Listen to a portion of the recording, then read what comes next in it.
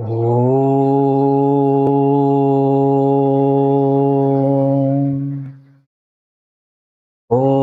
ಸಹನಾವವತು ಸಹನೌ ಭುನಕ್ತು ಸಹ ವೀರ್ಯಂಕರವಾವಹೈ ತೇಜಸ್ವಿನಾವಧೀತಮಸ್ತು ಮಾ ವಿದ್ವಿಷಾವಹೈ. ಓಂ ಶಾಂತಿ ಶಾಂತಿ ಶಾಂತಿ. ಗುರುರ್ಬ್ರಹ್ಮ ಗುರುರ್ವಿಷ್ಣು ಗುರುರ್ದೇವೋ ಮಹೇಶ್ವರಃ ಗುರುರೇವ ಪರಂ ಬ್ರಹ್ಮ ತಸ್ಮೈ ಶ್ರೀ ಗುರವೇ ನಮಃ. ವಸುದೇವಸುತಂ ದೇವಂ ಕಂಸಚಾಣೂರಮರ್ದನಂ ದೇವಕೀ ಪರಮಾನಂದಂ ಕೃಷ್ಣಂ ವಂದೇ ಜಗದ್ಗುರುಂ. ಕೃಷ್ಣಂ ವಂದೇ ಜಗದ್ಗುರುಂ. ಬಹಳಷ್ಟು ಜನ ಸಂತ ಮಹಾಂತರಾಗಿ ಹೋಗಿದ್ದಾರೆ, ಬಹಳಷ್ಟು ಜನ ಕವಿಗಳಾಗಿ ಹೋಗಿದ್ದಾರೆ.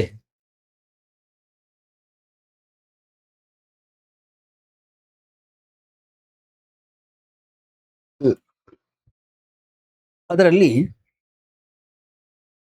ಒಬ್ಬ ಬಹಳ ದೊಡ್ಡ ಸುಪ್ರಸಿದ್ಧ ಕವಿಯಾಗಿ ಹೋದ ರೂಮಿ ಅಂತ ಹೇಳಿ. ರೂಮಿ ತನ್ನ ಒಂದು ಗೀತೆಯಲ್ಲಿ ಹೇಳ್ತಾನೆ, ಪ್ರೇಯಸಿಯ ಬಾಗಿಲನ್ನ ಯಾರೋ ಬಂದು ತಟ್ಟುತ್ತಾರೆ, ಒಳಗಿನಿಂದ ಧ್ವನಿ ಬರುತ್ತೆ, ಯಾರದು? ಹೊರಗಡೆ ನಿಂತಂತವನು ಹೇಳ್ತಾನೆ, ನಾನು. ಅವುಗಳು ಹೇಳ್ತಾಳಂತೆ, ಹೇಯ್, ಈ ಮನೆ ನಾನು ನೀನು ಅಂತಕ್ಕಂಥ ಇಬ್ಬರನ್ನ ಹಿಡಿದಿಟ್ಕೊಳ್ಳುವಷ್ಟು ದೊಡ್ಡದಾಗಿಲ್ಲ, ಅದರಿಂದ ಬಾಗಿಲು ತೆಗೆಯಲ್ಲ, ಬಾಗಿಲು ಮುಚ್ಚೆ ಇತ್ತು. ಭೀಮಿ ಮತ್ತೆ ವಾಪಸ್ ಅಡವಿಗೆ ಹೋದ, ತಪಸ್ಸನ್ನ ಮಾಡಿದ, ಉಪವಾಸ ಇದ್ದ, ಪ್ರಾರ್ಥನೆಯನ್ನ ಮಾಡಿದ, ಪ್ರಾರ್ಥನೆಯನ್ನು ಸಲ್ಲಿಸಿದ. ಬಹಳಷ್ಟು ಚಂದ್ರಮಾನ ಅಂದ್ರೆ ಬಹಳಷ್ಟು ತಿಂಗಳುಗಳ ಕಾಲ ಅವನು ತಪಸ್ಸನ್ನು ಮಾಡಿದ. ಅನಂತರ ಮತ್ತೆ ಬಂದ, ಅದೇ ಬಾಗಿಲನ್ನೇ ತಟ್ಟದ, ಅದೇ ಪ್ರಶ್ನೆ, ಹೊರಗೆ ಯಾರು? ಅವಾಗ ಇವನ ಉತ್ತರ ಬೇರೆ ಆಗಿತ್ತು. ಅವನಂದ, ನೀನೇ.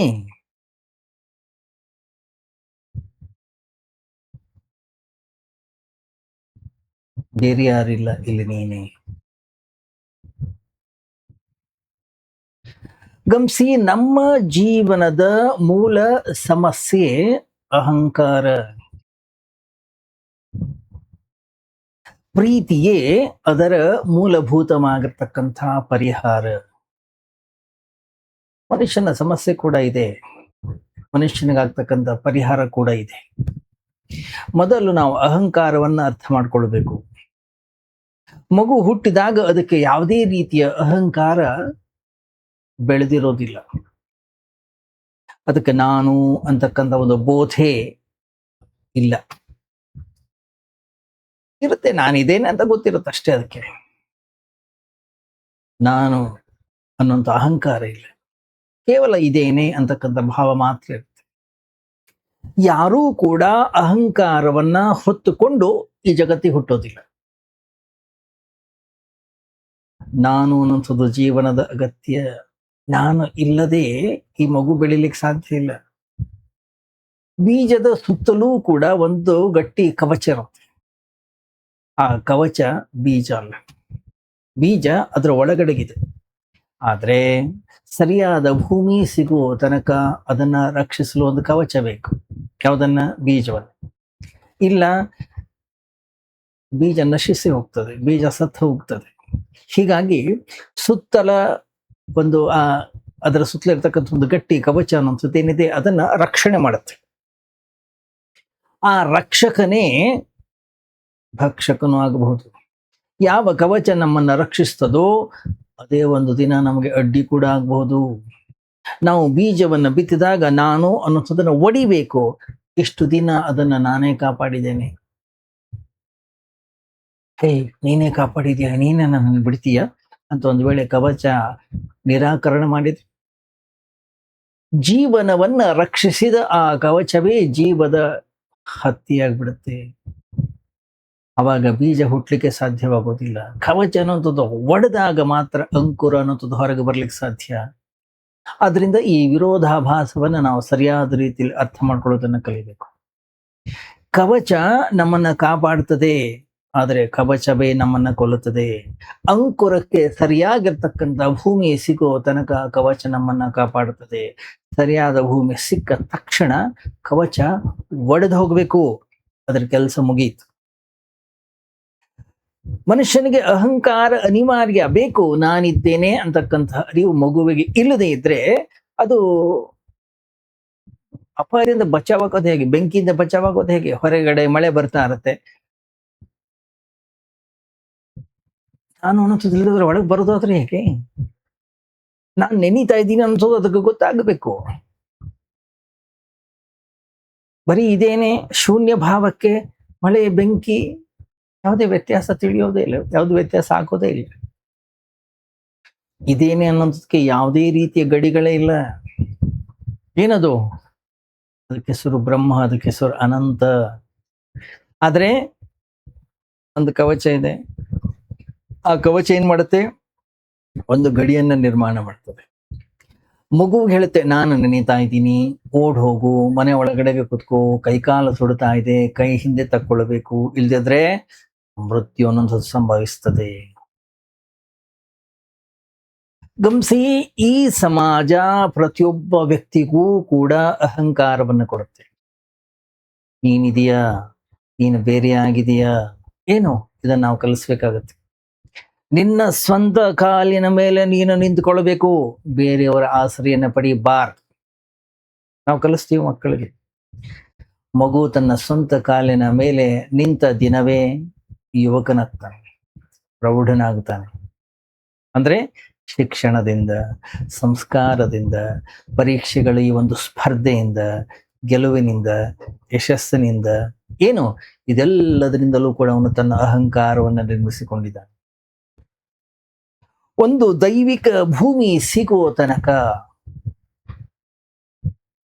ಒಮ್ಮೆ ಸಿಕ್ತು ಆ ಕವಚ ಹೊಡಿಬೇಕು, ವಿರಾಟ್ ಸ್ವರೂಪದ ಜೊತೆಗೆ ಒಂದಾಗಬೇಕು. ಅಲ್ಲಿ ತನಕ ಅಹಂಕಾರ ಬೇಕು. ಆದ್ರೆ ಕವಚವೇ ಆತ್ಮವಾದ್ರೆ, ಕವಚವೇ ನಾನಾದ್ರೆ ಅದೊಂದು ಬಹಳ ಅಪಾಯ. ಆ ಕವಚ ಬಹಳ ಗಟ್ಟಿ ಆದ್ರೆ, ಒಡಿಲಿಕ್ಕೆ ಆಗದೆ ಇದ್ರೆ ಇನ್ನೂ ಡೇಂಜರಸ್.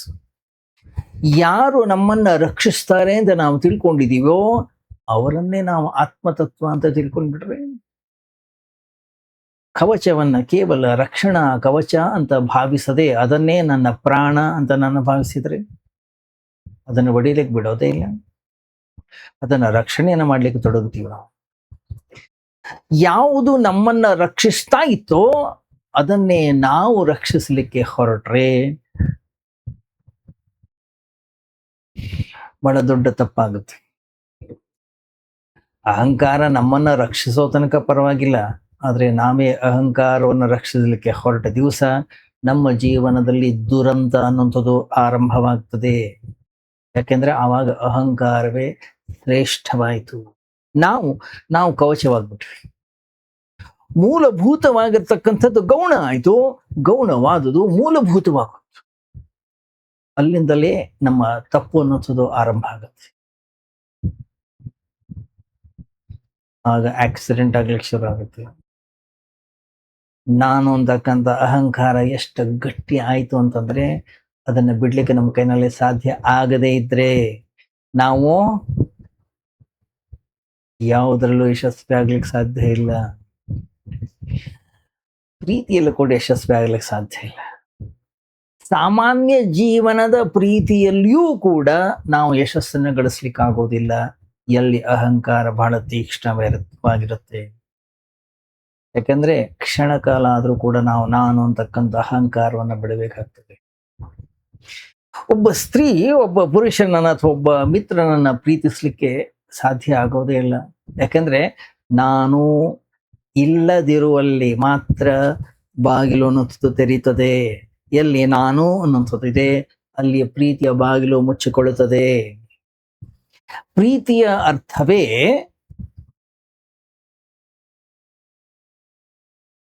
ಇನ್ನೊಬ್ಬನನ್ನ ಭೇಟಿ ಆಗ್ಲಿಕ್ಕೆ ನಾವು ತಯಾರಾಗಿದ್ದೇವೆ, ಇನ್ನೊಬ್ಬರಲ್ಲಿ ನಾವು ಕರಗಿ ಹೋಗ್ಲಿಕ್ಕೆ ತಯಾರಿದ್ದೇವೆ, ಇನ್ನೊಬ್ಬರು ನಮ್ಮಲ್ಲಿ ವಿಲೀನನಾಗ್ಲಿಕ್ಕೆ ನಾವು ಆಹ್ವಾನವನ್ನು ಕೊಡ್ತಾ ಇದ್ದೀವಿ. ಅದಕ್ಕೆ ಹೆಸರು ಪ್ರೀತಿ.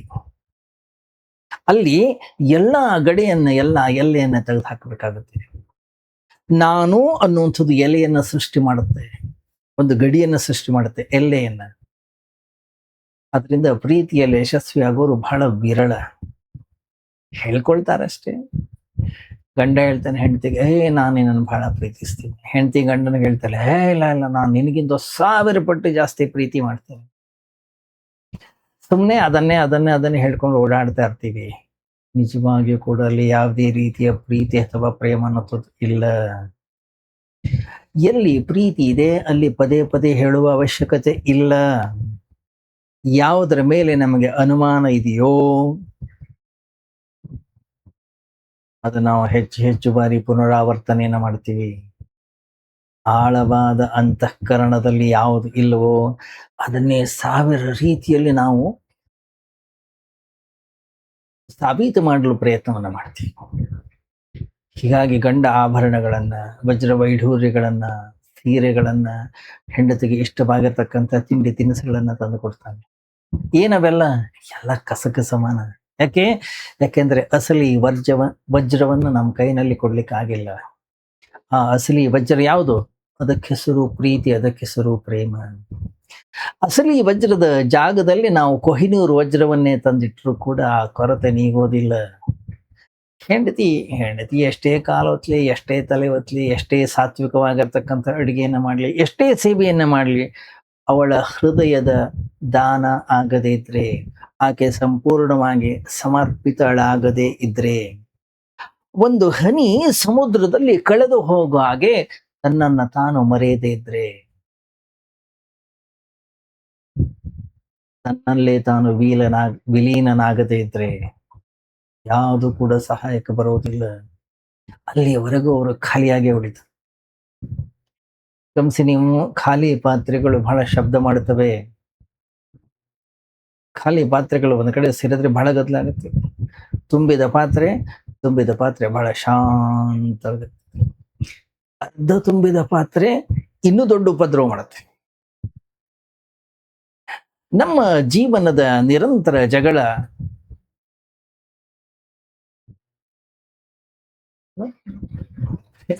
ಈ ಜಗತ್ತಿನಲ್ಲಿ ಪ್ರೇಮಿಗಳ ಜಗಳ ಏನಿದೆ ಬಹಳ ದೊಡ್ಡ ಜಗಳ. ಯಾಕೆ? ನಮ್ಮ ಪಾತ್ರೆಗಳು ಖಾಲಿ ಆಗಿದೆ. ಎಲ್ಲಿ ಜಗಳ, ಎಲ್ಲಿ ಘರ್ಷಣೆ, ಎಲ್ಲಿ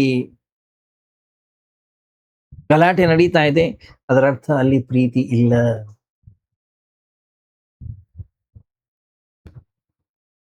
ವೆರಿ ಸಿಂಪಲ್. ಯಾಕೆ? ಅದು ಬರಬೇಕಾದ್ರೆ ನಾನು ಅಂತಕ್ಕಂಥ ಅಹಂಕಾರನ ಕಳ್ಕೊಳ್ಬೇಕಾಗುತ್ತೆ. ಚಿಕ್ಕಂದಿನಿಂದಲೇ ಬೆಳೆಸ್ಕೊಂಡು ಬಂದ್ಬಿಟ್ಟಿದ್ದೀವಿ. ಜನ ಮದುವೆ ಆಗ್ತಾರೆ, ಪ್ರೀತಿ ಮಾಡೋದಿಲ್ಲ. ವಿವಾಹ ಅನ್ನೋದು ಒಂದು ಪರ್ಯಾಯ, ಒಂದು ಸಬ್ಸ್ಟಿಟ್ಯೂಟ್ ಆಗಿದೆ ಅಷ್ಟೇ. ಅದಕ್ಕೆ ಪೂರಕವಾಗಿ ಏನೋ ಜಾತಕವನ್ನ ನೋಡ್ತಾರೆ, ಹೃದಯಗಳನ್ನ ನೋಡೋದಿಲ್ಲ. ಯಾರೋ ನಿರ್ಧಾರ ಮಾಡ್ತಾರೆ ಯಾರ್ದೋ ಮದುವೆಯನ್ನು, ಕುಟುಂಬ ಅಂತೆ, ಸಮಾಜ ಅಂತೆ, ಹಣ ಅಂತೆ, ಪ್ರತಿಷ್ಠೆ ಅಂತೆ, ಎಲ್ಲದರ ಲೆಕ್ಕಾಚಾರವನ್ನು ಹಾಕ್ತಾರೆ. ಅದರ ನಡುವೆ ಪ್ರೀತಿ ಎಲ್ಲಿ ಬರ್ಬೇಕು ಹೇಳಿ?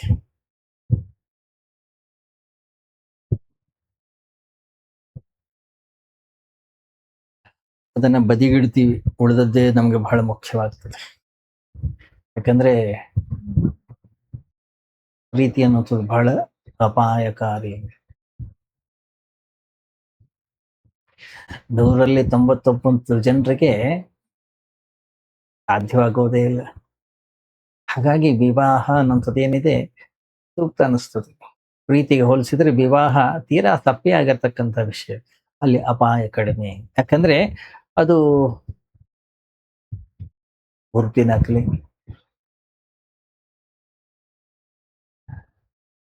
ನಿಜವಾದ ವಸ್ತುವನ್ನ, ಅಸಲಿ ವಸ್ತುವನ್ನ ಪಡೆಯಬೇಕಾದ್ರೆ ನಾವು ಪ್ರಾಣವನ್ನ ಪಣಕ್ಕಿಡಬೇಕಾಗ್ತದೆ.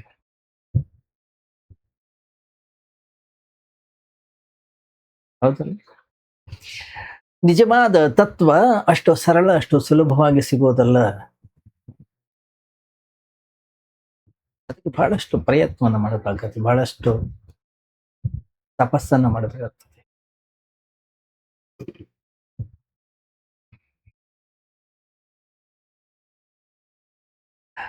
ಗಮನಿಸಿ, ಸಮಾಜ ಒಂದು ಯೋಜನೆಯನ್ನು ಮಾಡ್ತದೆ.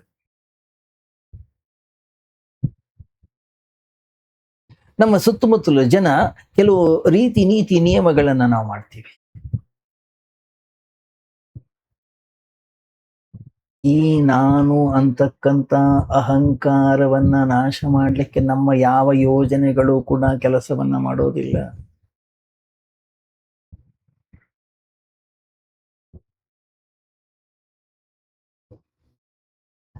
ಸೂರ್ಯನ ಬೆಳಕನ್ನ ನಮ್ಮ ಮನೆ ಒಳಗಡೆಗೆ ತರಲಿಕ್ಕೆ ನಾವು ಏನು ಮಾಡೋದು ತರ್ಲಿಕ್ಕೆ ಆಗೋಲ್ಲ.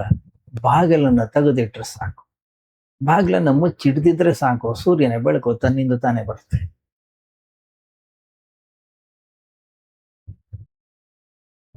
ಒಳಗೆ ಬಂದಂತಹ ಸೂರ್ಯನ ಬೆಳಕನ್ನ ಗೋಣಿಚೀಲದಲ್ಲಿ ಹಾಕಿ ಕಟ್ಟಿ ಹೊರಗಡೆಗೆ ಹಾಕ್ಲಿಕ್ಕೂ ಆಗೋದಿಲ್ಲ. ಬಾಗಿಲು ತೆಗೆದಿಟ್ರೆ ಸಾಕು, ತನ್ನಿಂದ ತಾನೇ ಗಾಳಿ ಅನ್ನುವಂಥದ್ದು ಒಳಗೆ ಬರುತ್ತೆ.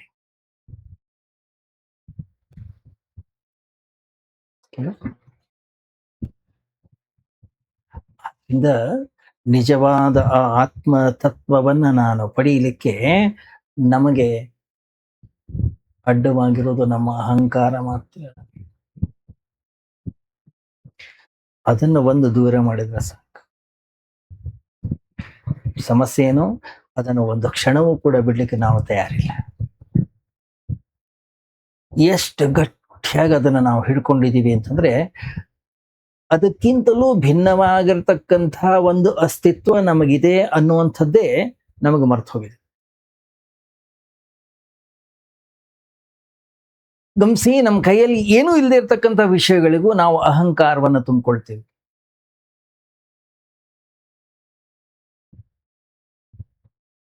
ಗಮನಿಸಿ, ನಾವು ಪ್ರೀತಿಯನ್ನು ಮಾಡ್ಲಿಕ್ಕೆ ಆಗೋದಿಲ್ಲ, ಅದು ಸಂಭವಿಸ್ತದೆ. ನೀವು ಯಾವತ್ತಾದ್ರೂ ಕೋಪಗೊಂಡಿದ್ದೀರಾ? ಇಲ್ಲ, ಕೋಪ ಬರ್ತದೆ, ಅದನ್ನು ಮಾಡ್ಕೊಳ್ಳಿಕ್ಕೆ ಆಗೋದಿಲ್ಲ.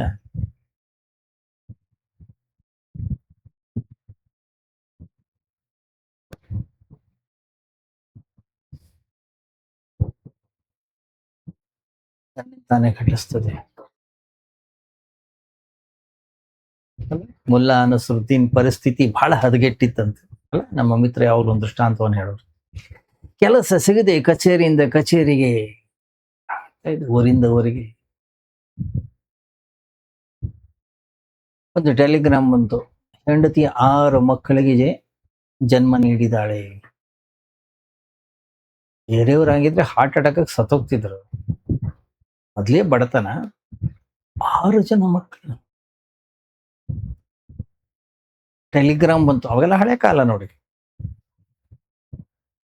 ಆ ಟೆಲಿಗ್ರಾಮ್ ಅನ್ನು ಹಿಡ್ಕೊಂಡು ಯಾವ ಕಚೇರಿಗೆ ಕೆಲಸ ಕೊಡಿ ಅಂತ ಹೋಗ್ತಾ ಇದ್ದ, ಅವ್ರ ಹತ್ರ ಹೋಗ್ತಿದ್ದ. ನೋಡಿ, ನನಗೆ ದೊಡ್ಡ ಸಂಬಳದ ಕೆಲಸ ಬೇಕು. ಯಾಕೆ? 6 ಜನ ಮಕ್ಕಳಿದ್ದಾರೆ. ಜನ ಅಂದ್ರು ಬುದ್ಧಿ ಹಾಳಾಗಿದೆ, ಬಡತನ ಆಗಿ ಬುದ್ಧಿಭ್ರಮಣೆ ಆಗಿದೆ. ಇರ್ಲಿ, ಏನಪ್ಪಾ, ಏನು ಕೆಲಸ ಮಾಡ್ತೀಯಾ, ನಿಂಗೆ ಡ್ರೈವಿಂಗ್ ಬರತ್ತಾ? ಇಲ್ಲ. ಮತ್ತೇನು ಗಾರ್ಡ್ ಕೆಲಸ ಮಾಡ್ತೀಯಾ? ಇಲ್ಲ. ಸೇಲ್ಸ್ಮನ್ ಆಗಿ ಏನಾದ್ರು ಕೆಲಸ ಮಾಡ್ತೀಯಾ? ಇಲ್ಲ ಸರ್, ಅವೆಲ್ಲ ಮಾಡ್ಲಿಕ್ಕೆ ಬರೋದಿಲ್ಲ, ಅವೆಲ್ಲ ಮಾಡೋದಿಲ್ಲ. ನಿಂಗೆ ಏನ್ ಮಾಡ್ಲಿಕ್ಕೆ ಬರುತ್ತೆ ಅದಾದ್ರೂ ಹೇಳು. ಜೇಬಿಂದ ಟೆಲಿಗ್ರಾಮ್ ತೆಗೆದ, ಇದನ್ನ ನೀವೇ ಓದ್ಕೊಳ್ಳಿ. ನಾನು ಒಂದೇ ಬಾರಿಗೆ 6 ಜನ ಮಕ್ಕಳಿಗೆ ಜನ್ಮ ನೀಡಬಲ್ಲೆ. 6 ಜನ ಮಕ್ಕಳಿಗೆ ಜನ್ಮ ನೀಡೋದು ಏನ್ ನಮ್ ಕೈಯಲ್ಲಿದೆಯಾ, ಅಥವಾ ಅದು ನಮ್ಮ ಕೃತ್ಯವೇ?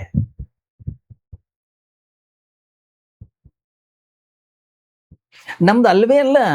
ಆದ್ರೂ ನಾನು ಮಾಡದೆ ಅಂತ ಹೇಳ್ಕೊಂಡು ಓಡಾಡ್ತೀವಿ. ಅದೊಂಥರ ಹೇಗಿದೆ ಅಂದ್ರೆ, ನಾನೇ ಉಸಿರಾಡ್ತಾ ಇದ್ದೀನಿ. ಅದಕ್ಕಿಂತ ದೊಡ್ಡ ಸುಳ್ಳು ಇನ್ನೊಂದಿದೆಯಾ? ನಾವು ಉಸಿರಾಡ್ತಾ ಇದ್ದೀವ? ಉಸಿರಾಟ ತನ್ನಿಂದ ತಾನೇ ನಡೀತಾ ಇದೆ.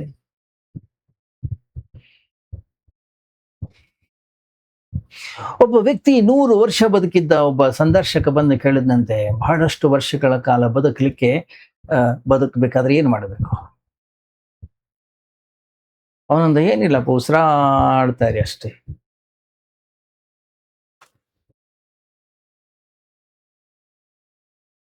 ಉಸಿರಾಡ್ತಾ ಇರಿ. ಉಸಿರು ಹೊರಗೆ ಹೋದಂತ ಉಸಿರು ಒಳಗೆ ಬರ್ದೇ ಇದ್ರೆ ಏನ್ ಮಾಡೋದು ನಾವು? ನಾವು ತೆಗೆದುಕೊಳ್ಳೋದೆಲ್ಲ ಉಸಿರನ್ನ, ನಾವು ಬಿಡೋದಲ್ಲ. ಮತ್ತೆ ಸುಮ್ಮನೆ ನಾನು ಸೇರ್ಸ್ಕೊತಾ ಇದ್ದೀನಿ, ನಾನು ಉಸಿರಾಡ್ತಾ ಇದ್ದೀನಿ ಅಂತ ಹೇಳಿ, ಮತ್ತೆ ನಾನು ಈ ಜಗತ್ತಲ್ಲಿ ಬೇಕಾದ್ರೆ ದ್ರಷ್ಟ ಆಗ್ಲಿಕ್ಕೆ ಸಾಧ್ಯ ಇದೆ, ಆದ್ರೆ ನಾವು ಕರ್ತೃ ಆಗ್ತಾ ಇದ್ದೀವಿ. ಇಲ್ಲಿ ಕರ್ತೃ ಅಂತಕ್ಕಂಥವ್ರು ಯಾರು ಇಲ್ಲವೇ ಇಲ್ಲ. ಇಲ್ಲಿ ಮತ್ತೆ ದ್ರಷ್ಟ ಮಾತ್ರ ಇರೋದು. ಕರ್ತೃ ಅಂತಕ್ಕಂಥ ಭಾವನೆಯಿಂದ ಅಹಂಕಾರ ಬೆಳೀತದೆ. ದ್ರಷ್ಟ ಅಂತಕ್ಕಂಥ ಭಾವನೆಯಿಂದ ಅಹಂಕಾರ ನಾಶವಾಗುತ್ತೆ. ಆದ್ರೆ ನಾವು ಕಣ್ಣು ಮುಚ್ಕೊಂಡು ನಾನೇ ಕರ್ತೃ, ನಾನೇ ಮಾಡ್ತಾ ಇದ್ದೀನಿ, ನನ್ನಿಂದ ನಡೀತಾ ಇದೆ, ನಾನೇ ಉಸಿರಾಡ್ತಾ ಇದ್ದೀನಿ, ನಾನೇ ಅದನ್ನು ಮಾಡ್ತೀನಿ, ನಾವೇನ್ ತಿಳ್ಕೊಂಡಿದ್ದೀವಿ, ನಾವಿಲ್ಲದೆ ಇದ್ರೆ ಈ ಜಗತ್ತೇ ನಡೆಯೋದಿಲ್ಲ, ಈ ಜಗತ್ತು ನಿಂತು ಹೋಗ್ಬಿಡುತ್ತೆ. ಈ ಜಗತ್ತು ನಡೀತಾ ಇರೋದು ನನ್ನಿಂದ.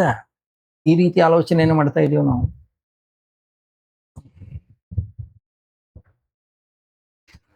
ಆ ಮೇಲ್ಗಡೆಗೆ ಹಲ್ಲಿ ಇರುತ್ತೆ, ಹಲ್ಲಿ ಹೇಗೆ ಯಾವಾಗ್ಲೂ ಕೆಳಗಡೆ ಬರೋದಿಲ್ವೋ ಆ ತರ ನಾವು ಹೊರಗಡೆ ಇರ್ತಕ್ಕಂಥ ಸ್ನೇಹಿತರು ಹೇಳ್ತಾರೆ, ಹೊರಗೆ ಬಾ, ಎಷ್ಟು ವಿಶಾಲವಾದಂತಹ ಆಕಾಶ ಇದೆ ಅಂತ. ಇಲ್ಲ ಇಲ್ಲ, ಯಾಕೆ? ಆರಾಮಾಗಿದ್ದೀನಿ, ಖುಷಿಯಾಗಿದ್ದೀನಿ ಒಳಗಡೆಗೆ. ಯಾಕೆ? ಈ ಛಾವಣಿ ಏನು ಮೇಲ್ಗಡೆಗೆ ರೂಫ್ ಇದೆ, ಇದನ್ನ ನಾನೇ ಹಿಡ್ಕೊಂಡಿದ್ದೀನಿ. ನಮ್ಮ ಅಹಂಕಾರ ಕೂಡ ಹೇಗೆ ಕುರುಡಾಗಿದೆ, ಕುರುಡುತನವೇ ಅದರ ಪ್ರಾಣ. ನಮ್ಮ ಜೀವನ ಒಂದು ಸಹಜವಾಗಿರ್ತಕ್ಕಂಥ ಒಂದು ಘಟನೆ. ಅಲ್ಲಿ ನಮ್ಮ ಕರ್ತೃತ್ವ ಅನ್ನೋಂಥದ್ದು ಏನೂ ಇಲ್ಲ. ನಾವೇನ್ ಮಾಡಿದೀವಿ? ಹುಟ್ಲಿಕ್ಕೆ ನಾವೇನ್ ಮಾಡಿದೀವಿ ಹೇಳಿ? ಅಥವಾ ಬದುಕ್ಲಿಕ್ಕೆ ನಾವೇನು ಮಾಡ್ತಾ ಇದ್ದೀವಿ?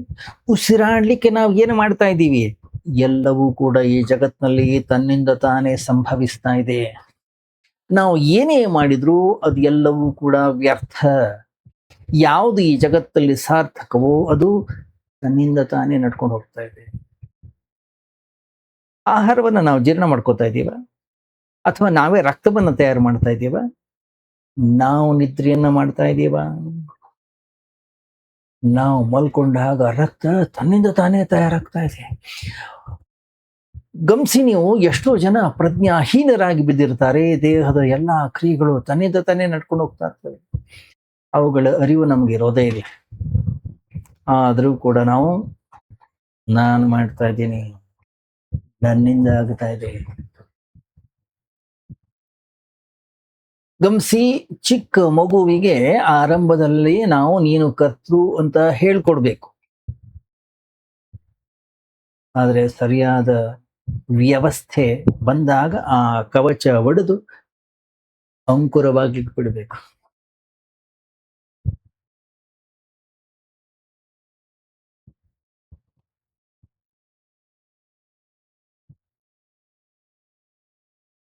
ಕವಚವೇ ನಮ್ಮ ಜೀವನವಾಗಬಾರದು.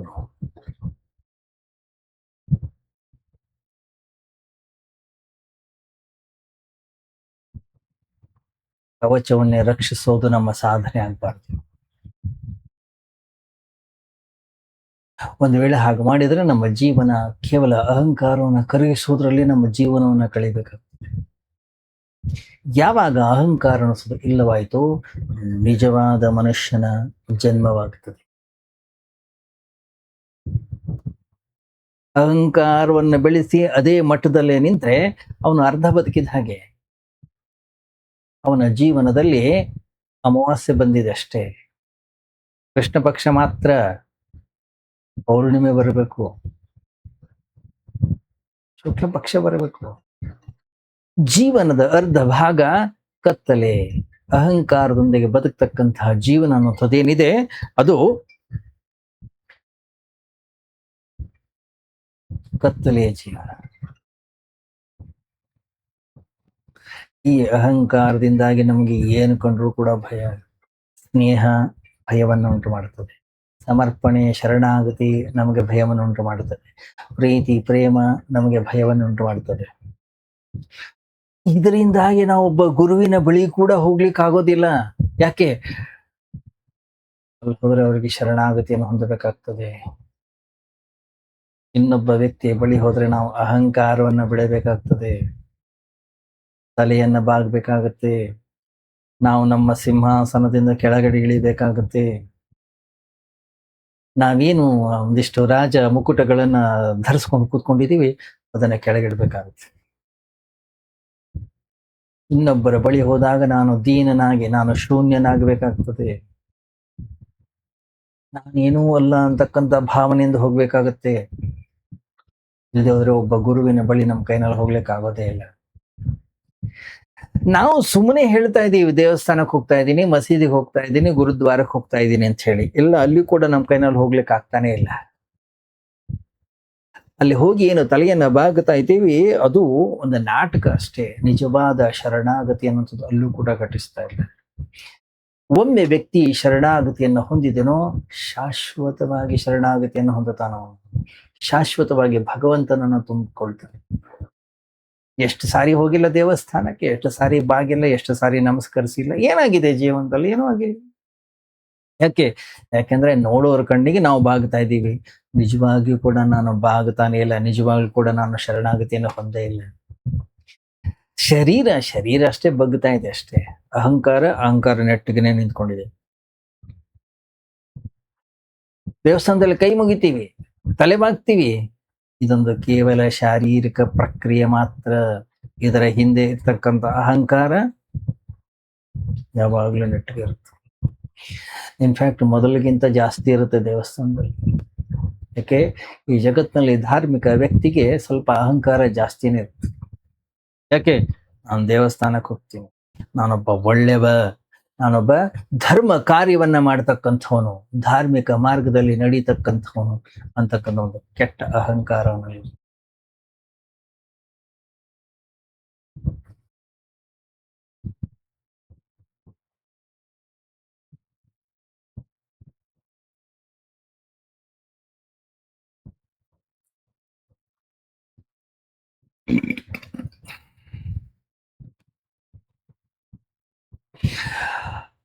ಒಬ್ಬ ಮಗನನ್ನ ದೇವಸ್ಥಾನಕ್ಕೆ ಕರ್ಕೊಂಡು ಹೋದ್ರೆ ನೋಡ್ತಾರೆ, ಅಲ್ಲಿ ಎಷ್ಟೋ ಜನ ಹೋಗಿ ಪ್ರಾರ್ಥನೆಯನ್ನು ಮಾಡಿ ವಾಪಸ್ ಬರ್ತಾ ಇದ್ರೆ ಇನ್ನೂ ಸುಮಾರು ಜನ ಎಲ್ಲ ಮಲ್ಕೊಂಡಿದ್ರು, ಎದ್ದೇ ಇರ್ಲಿಲ್ಲ. ಇನ್ನು ಕೇಳ್ದ, ನಾವು ಪ್ರೇಯರ್ ಮುಗಿಸ್ಕೊಂಡು ವಾಪಸ್ ಬರ್ತಾ ಇದ್ದೀವಿ, ಇವ್ರು ಇನ್ನೂ ಮಲ್ಕೊಂಡೇ ಇದಾರಲ್ಲ, ಇವ್ರ ಕಥೆ ಏನು? ಬೆಳಗ್ಗೆ ಎದ್ದು ಪ್ರೇಯರ್ ಮಾಡ್ಬೇಕು, ನೀವೇ ಹೇಳ್ತೀರಿ ನನ್ಗೆ. ಅವನ ತಾತನಿಗೆ ಹೇಳ್ತಾನೆ ಮೊಮ್ಮಗ.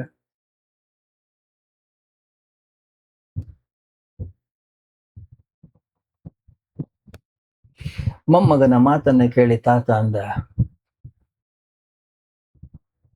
ತಲೆ ಮೇಲೆ ಆಕಾಶದತ್ತ ತಲೆಯನ್ನು ಮಾಡಿ ಹೇಳ್ದ, ನಾನು ಇನ್ನೊಂದ್ಸರಿ ಪ್ರೇಯರ್ ಮಾಡ್ಬೇಕು. ಹೋಗು, ನೀನು ಮನೆಗೆ ಹೋಗು, ನಾನು ಮತ್ತೊಂದ್ಸರಿ ಹೋಗಿ ಪ್ರಾರ್ಥನೆಯನ್ನು ಮಾಡ್ಕೊಂಬ.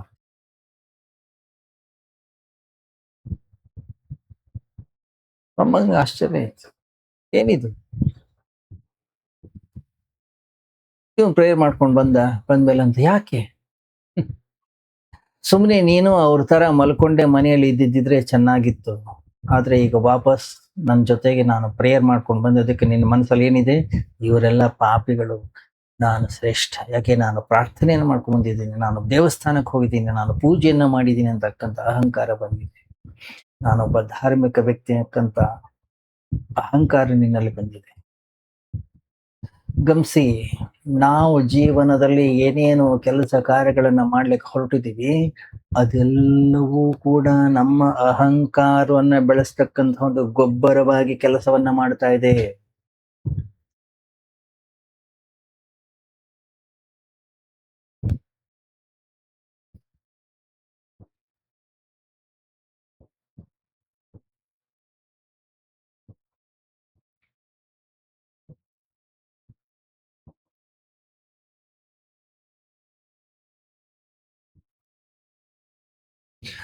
ಒಂದ್ಸರಿ ಒಬ್ಬ ಸಂತ ಒಂದು ಹಳ್ಳಿಗೆ ಬಂದ ಬಹಳ ಸುಪ್ರಸಿದ್ಧ ಸಂತ. ಅವನನ್ನು ಬಹಳಷ್ಟು ಜನ ಆರಾಧಿಸ್ತಾ ಇದ್ರು. ಎಲ್ಲಾ ಸಮಸ್ಯೆಗಳಿಗೂ ಅವನು ಉತ್ತರವನ್ನ ಕೊಡ್ತಾ ಇದ್ದ.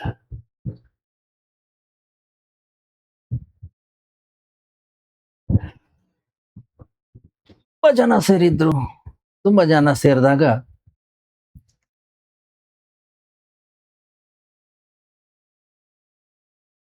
ಅವನು ಅಲ್ಲಿ ಕುತ್ಕೊಂಡಿರ್ತಂತ ಜನರಿಗೆ ಕೇಳಿದೆ, ನಿಮ್ಗೆಲ್ಲರೂ ಕೂಡ ಭಗವದ್ಗೀತೆ ಗೊತ್ತೇ?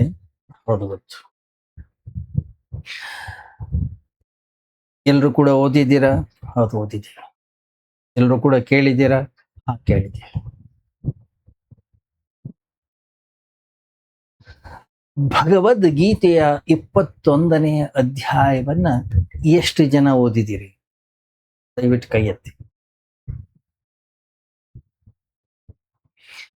ಹೆಚ್ಚು ಕಡಿಮೆ ಅಲ್ಲಿ ಬಂದಂತವ್ರು ಎಲ್ಲರೂ ಕೂಡ ಕೈ ಎತ್ತಿದ್ರು. ಒಬ್ಬ ವ್ಯಕ್ತಿ ಕೈಯನ್ನ ಎತ್ತಿಲ್ಲ.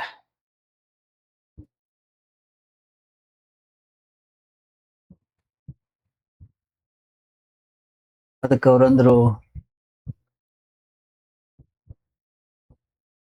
ಇರ್ಲಿ,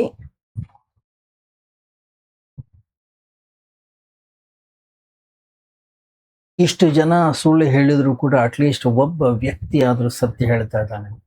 ಆ ಒಬ್ಬ ವ್ಯಕ್ತಿಗೋಸ್ಕರ ಆದ್ರೂ ಕೂಡ ನಾನು ಸತ್ಯ ತತ್ವವನ್ನು ಹೇಳಲೇಬೇಕು. ದಯವಿಟ್ಟು ಕ್ಷಮಿಸಿ, ಗೀತೆಯಲ್ಲಿ ಕೇವಲ 18 ಅಧ್ಯಾಯ ಮಾತ್ರ ಇರೋದು.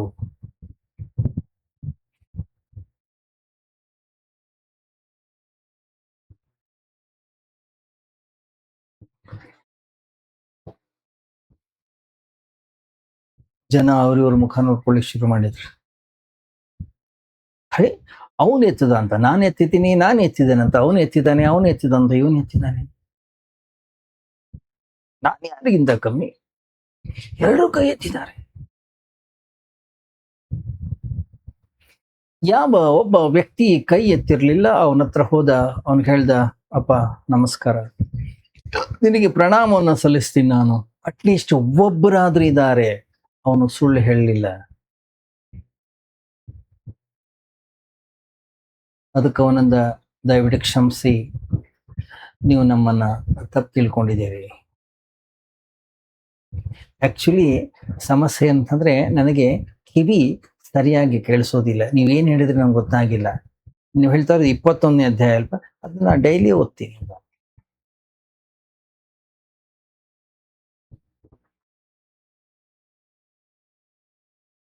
ಗಮನಿಸಿ, ಒಬ್ಬ ಧಾರ್ಮಿಕ ವ್ಯಕ್ತಿ ಅಲ್ಲ, ನಾವು ಪ್ರತಿನಿತ್ಯ ಪೂಜೆಯನ್ನ ಮಾಡ್ತೀವಿ, ಪ್ರತಿನಿತ್ಯ ಉಪವಾಸವನ್ನು ಮಾಡ್ತೀವಿ, ಪ್ರತಿನಿತ್ಯ ವ್ಯವಹಾರವನ್ನು ಸಾಧನೆಯನ್ನ ಮಾಡ್ತೀವಿ. ಏನು ಅದೆಲ್ಲವೂ ಕೂಡ ನಮ್ಮ ಅಹಂಕಾರವನ್ನ ತುಂಬಿಸಿಕೊಳ್ಳಕ್ಕಾಗಿ.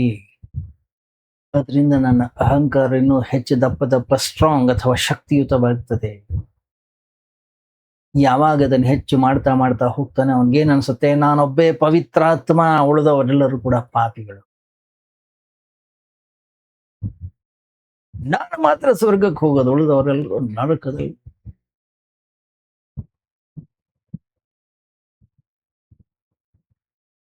ಪ್ರತಿನಿತ್ಯ ಗೀತೆ ಓದವ, ಪ್ರತಿನಿತ್ಯ ರಾಮನಾಮ ಜಪಿಸ್ತಕ್ಕಂಥವನು, ಪ್ರತಿನಿತ್ಯ ಶ್ರೀರಾಮ ಜಯ ರಾಮ ಜಯ ಜಯ ರಾಮ್ ಅಂತ ಬರೀತಕ್ಕಂಥವನು ಏನ್ ತಿಳ್ಕೊಂಡಿರ್ತಾನೆ, ನನಗೆ ಸ್ವರ್ಗ ಗ್ಯಾರಂಟಿ. ಇವ್ರ ಕತೆ ದೇವರೇ ಗತಿ. ಎಲ್ಲಿ ಅಹಂಕಾರ ಅನ್ನೋದು ಬೆಳೀತದೆ, ಅಲ್ಲಿ ಧರ್ಮದ ಸ್ಪರ್ಶ ಅನ್ನೋದು ಇರೋದಿಲ್ಲ. ಎಲ್ಲಿ ನಾನು ಅನ್ನೋದು ನಾಶವಾಯಿತು, ಅಲ್ಲಿ ಧರ್ಮದ ಉದಯವಾಗುತ್ತೆ. ನಾನು ಮಾಡ್ತಕ್ಕಂಥ ಉಪವಾಸ, ನಾನು ಮಾಡ್ತಕ್ಕಂಥ ಜಪ, ನಾನು ಮಾಡ್ತಕ್ಕಂಥ ಪೂಜೆ ನನ್ನನ್ನ ವಿನಯಶೀಲನನ್ನಾಗಿ ಮಾಡಬೇಕು. ಆಗ ಮಾತ್ರ ಅದು ಸಾರ್ಥಕ. ಅದು ನನ್ನ ಅಹಂಕಾರವನ್ನು ತುಂಬಿಸಿದ್ರೆ ಅದು ವ್ಯರ್ಥ, ಅದು ನಿರರ್ಥಕ. ಅಷ್ಟು ಮಾತ್ರ ಅಲ್ಲ, ಅದೊಂದು ಅಪಾಯಕಾರಿ ಕೂಡ. ಮಂದಿರಕ್ಕೆ ಹೋಗಿ ನಾವು ವಿನಯಶೀಲರಾಗಬೇಕು.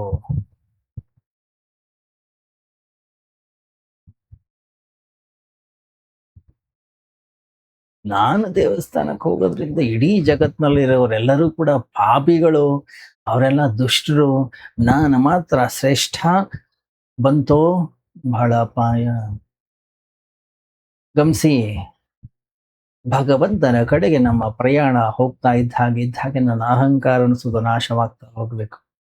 ಸೂರ್ಯನ ಹತ್ರ ಹೋದ ಹಾಗೆ ಹಿಮದ ಬಂಡೆ ಹೇಗೆ ಕರಗಿ ಹೋಗುತ್ತದೋ, ಹಾಗೆ ಪರಮಾತ್ಮನ ಸಮೀಪಕ್ಕೆ ಹೋದ ಹಾಗೆ ನನ್ನ ಅಹಂಕಾರದ ಆ ಹಿಮದ ಒಂದು ಬೃಹತ್ ಬಂಡೆ ಅನ್ನೋಂಥದ್ದೇನಿದೆ ಅದು ಕರಗಬೇಕು.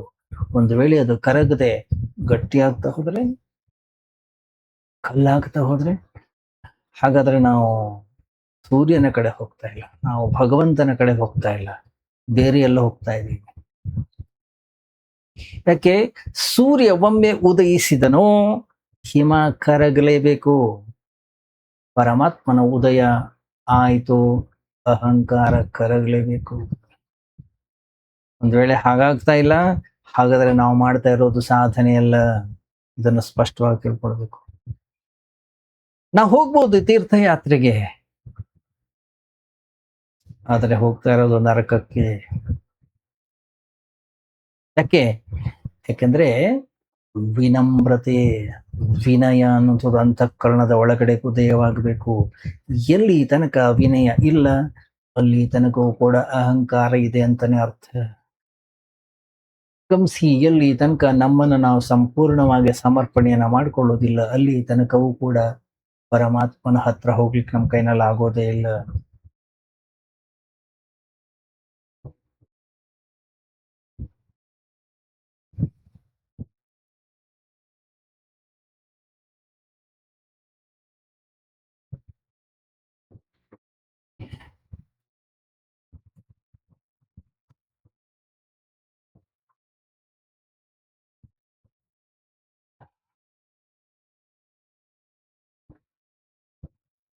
ಯಾವಾಗ ವ್ಯಕ್ತಿಯ ಅಂತಃಕರಣದಲ್ಲಿ ಪ್ರೇಮದ ಉದಯವಾಗುತ್ತದೋ ಅಹಂಕಾರ ನಾಶವಾಗುತ್ತೆ. ಎಲ್ಲಿ ಅಹಂಕಾರವಿದೆ ಅಲ್ಲಿ ಮೋಹ ಅನ್ನುವಂಥದ್ದು ಅದರ ಬೈ ಪ್ರಾಡಕ್ಟ್, ಅದ್ರ ಜೊತೆ ಹುಟ್ಟುವಂಥದ್ದು.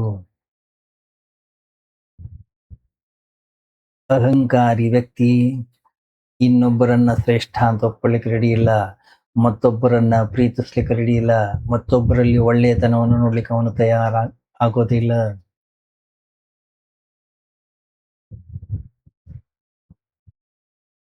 ಗಮನಿಸಿ ನೀವು, ಯಾವ ವ್ಯಕ್ತಿ ಧಾರ್ಮಿಕನೋ, ಯಾವ ವ್ಯಕ್ತಿ ತಪಸ್ವಿಯೋ, ಅವನಲ್ಲಿ ಸ್ವಲ್ಪ ಅಹಂಕಾರ ಜಾಸ್ತಿನೇ ಇರುತ್ತೆ. ಸಾಮಾನ್ಯವಾಗಿರ್ತಕ್ಕಂಥ ಸಂಸಾರಿಯಲ್ಲೂ ಕೂಡ ಅಷ್ಟು ಅಹಂಕಾರವನ್ನು ಇರ್ಲಿಕ್ಕಿಲ್ಲ. ಆದ್ರೆ ಇದೊಂದು ಬಹಳ ಭಯಂಕರವಾದ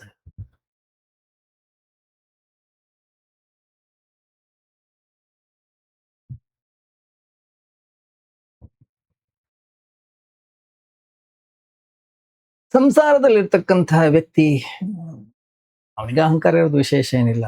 ನಾನು ಸಂಸಾರವನ್ನ ತೊರೆದಿದ್ದೇನೆ, ಅದೇ ಒಂದು ಅಹಂಕಾರವಾದ್ರೆ, ಅದರಿಂದಲೇ ಅಹಂಕಾರದ ನಿರ್ಮಾಣ ಆದ್ರೆ ಗತಿ ಬಹಳ ಕಷ್ಟ. ಅದನ್ನು ಅರ್ಥ ಮಾಡ್ಕೊಳ್ಳೋದು.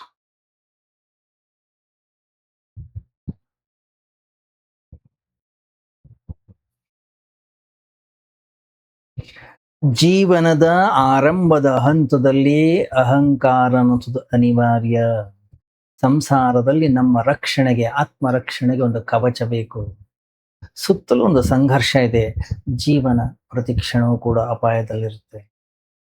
ಒಂದು ವೇಳೆ ನಾನು ಅಂತಕ್ಕಂಥ ಭಾವನೆಯೇ ಅಲ್ಲಿ ಇಲ್ಲ ಅಂತಾದ್ರೆ ನಮ್ಮನ್ನ ನಾವು ರಕ್ಷಿಸಿಕೊಳ್ಳೋದು ಹೇಗೆ ಹೇಳಿ?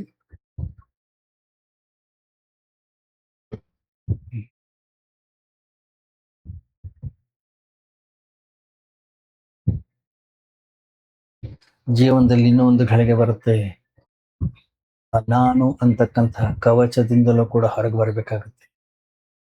ಅದು ಕೂಡ ಅನಿವಾರ್ಯವಾಗುತ್ತೆ.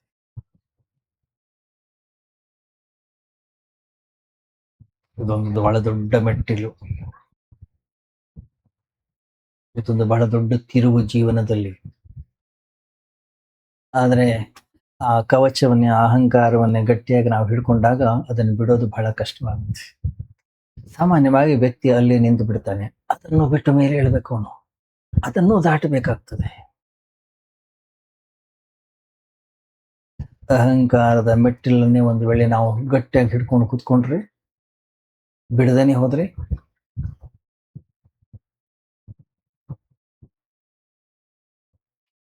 ಗಮನಿಸಿ, ನಾವು ಟ್ರೈನ್ ಅನ್ನು ಹತ್ತೀವಿ ಯಾವುದೋ ಒಂದು ಗುರಿಯನ್ನು ತಲುಪಲಿಕ್ಕೆ. ಗುರಿಯನ್ನು ತಲುಪಿ ಆದ್ಮೇಲೆ ಟ್ರೈನ್ ಬಿಡಬೇಕು. ಒಂದು ಜಾಗ ಬಂದ ಕೂಡಲೇ ನಾವು ಇಳಿಬೇಕು ಅದನ್ನ. ಟ್ರೈನ್ ಚೆನ್ನಾಗಿದೆ ಅಂತ ಅದನ್ನೇ ಗಟ್ಟಿಯಾಗಿ ಹಿಡ್ಕೊಂಡ್ಬಿಟ್ರೆ,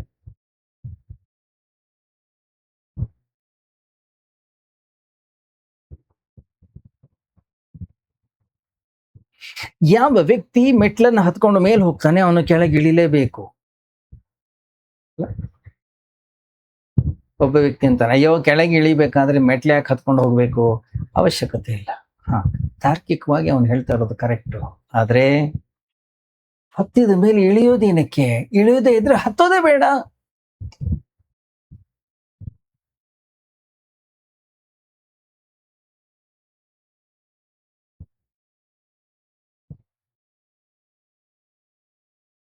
ಇಳಿಬೇಕಾಗ್ತದಲ್ಲ ಅಂತ ಹತ್ತೋದಿಲ್ಲ. ಇನ್ನೊಬ್ಬ ಹತ್ತಿದ ಮೇಲೆ ನಾನು ಇಳಿಯಲ್ಲ.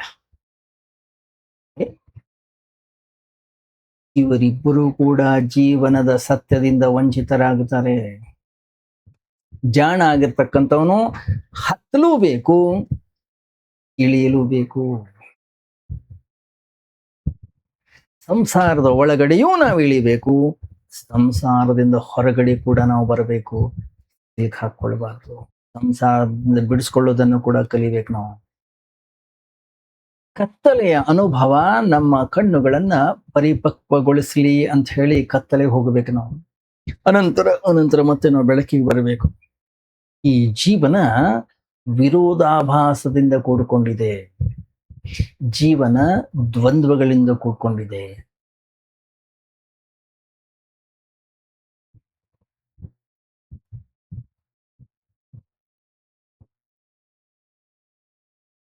ಈ ಜೀವನದಲ್ಲಿ ಪ್ರತಿಯೊಂದು ವಿಷಯವೂ ಕೂಡ ದ್ವಂದ್ವದಿಂದಲೇ ಸಾಗುತ್ತದೆ. ನಿಮ್ಮ ಎಡಗಾಲ ಮುಂದೆ ಹೋಗ್ತಾ ಇದ್ರೆ ಬಲಗಾಲ ನಿಂತ್ಕೊಂಡಿರುತ್ತೆ. ಬಲಗಾಲ ಮುಂದೆ ಹೋಗ್ತಾ ಇದ್ರೆ ಎಡಗಾಲ ನಿಂತ್ಕೊಳ್ಳುತ್ತೆ. ಒಂದರ ನಿಲ್ಲುವಿಕೆ, ಇನ್ನೊಂದರ ಚಲನೆ. ಈ ದ್ವಂದ್ವದಿಂದಲೇ ನಮ್ಮ ಪ್ರಯಾಣ. ಜನನ ಮರಣ ಏನಿದು? ಇವೆರಡರ ನಡುವೆ ಜೀವನದ ವಿಕಾಸ. ಕತ್ತಲೆ ಬೆಳಕು, ಸಂಸಾರ ಮೋಕ್ಷ ಏನಿದು? ಇದು ಎರಡು ದಂಡೆಗಳು. ನಮ್ಮ ಜೀವನದ ನದಿ ಈ ಎರಡರ ನಡುವೆ ಹರಿತಾ ಇರುತ್ತೆ. ಎರಡು ದಂಡೆ ಇಲ್ಲ ಅಂದ್ರೆ ನದಿ ಹರಿಯೋದಿಲ್ಲ. ಇಲ್ಲ ನಾವು ಒಂದೇ ದಂಡೆಯಲ್ಲಿ ಹರಿತೇವೆ, ಇಲ್ಲ. ಒಂದೇ ದಂಡೆಯಲ್ಲಿ ಹರಿಲಿಕ್ಕೆ ಹೊರಟ್ರೆ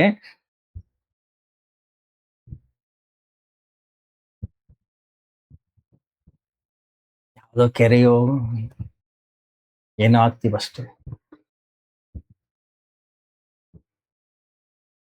ದಿವಸ ಆದ್ಮೇಲೆ ಆ ಕೆರೆಯಲ್ಲಿರ್ತಕ್ಕಂಥ ನೀರು ಅಥವಾ ಕೊಳಚೆ, ಆ ಗುಂಡಿಯಲ್ಲಿರ್ತಕ್ಕಂಥ ನೀರು ಕೊಳೆತು ವಾಸನೆ ಬರ್ಲಿಕ್ಕೆ ಶುರು. ಕೊಳಚೆ ಗುಂಡಿಯಲ್ಲಿರ್ತಕ್ಕಂಥ ನೀರು ಸಾಗರವನ್ನ ತಲುಪೋದಿಲ್ಲ. ಸಾಗರವನ್ನ ತಲುಪುವ ಹಂಬಲವು ಕೂಡ ಅದರಲ್ಲಿರೋದಿಲ್ಲ. ಯಾಕೆ? ಅದು ಎಲ್ಲೂ ಹೋಗ್ತಾನೆ ಇಲ್ಲ, ಇದ್ದ ಜಾಗದಲ್ಲೇ ಇದೆ. ವಿಕಾಸ ಅನ್ನುವಂಥದ್ದೊಂದು ಗತ್ಯಾತ್ಮಕ, ವಿಕಾಸ ಅನ್ನುವಂಥದ್ದು ದ್ವಂದ್ವಾತ್ಮಕ. ಅಹಂಕಾರವನ್ನ ನಾವು ಕಲಿಬೇಕು, ನಂತರ ಅದನ್ನ ಬಿಡಬೇಕಾಗತ್ತೆ. ಸಂಸಾರವನ್ನ ಪ್ರವೇಶವನ್ನ ಮಾಡಲಿಕ್ಕೆ ಅಹಂಕಾರವನ್ನ ಕಲಿಯುವುದು ಅನಿವಾರ್ಯ, ಅಗತ್ಯ. ಮತ್ತೆ ಸಂಸಾರದಿಂದ ನಾವು ಮೇಲೆ ಏಳಲಿಕ್ಕೆ ಅಹಂಕಾರವನ್ನ ಬಿಡೋದು ಕೂಡ ಅಗತ್ಯ. ಗಮನಿಸಿ, ಸಂಸಾರ ಅಂತ ಹೇಳಿ ನಾವೇನು ಕರೀತಾ ಇದ್ದೀವಿ, ಇದೊಂದು ಬಹಳ ಅದ್ಭುತವಾದಂಥ ಒಂದು ಅನುಭವ. ಒಂದ್ ವೇಳೆ ಅದು ಹಾಗಿಲ್ಲ ಅಂದಿದ್ರೆ ಭಗವಂತ ಈ ಸಂಸಾರವನ್ನು ಯಾಕೆ ಸೃಷ್ಟಿ ಮಾಡ್ತಾ ಇದ್ದ? ಏನಕ್ಕೆ ನಮ್ಮನ್ನು ಇಲ್ಲಿ ಕಳಿಸ್ತಾ ಇದ್ದ? ಹೇಗೂ ಹಿಂದೆ ಬರಬೇಕು, ಅವನನ್ನು ಕಳಿಸೋದು ಏನಕ್ಕೆ? ನಾವು ಭಗವಂತನಿಗೆ ಸಲಹೆ ಕೊಡೋದು. ಮಹಾತ್ಮರಿಗಿಂತ ಭಗವಂತ ಅಂತಕ್ಕಂಥವನು ದಡ್ಡ. ಗಮನಿಸಿ, ನಾವು ನಮ್ಮ ಮಕ್ಕಳನ್ನ ಸ್ಕೂಲಿಗೆ ಕಳಿಸ್ತೀವಿ. ಸ್ಕೂಲ್ ಆದ್ಕೊಳ್ಳಿ ಮತ್ತೆ ಅವ್ರು ವಾಪಸ್ ಬರಬೇಕು.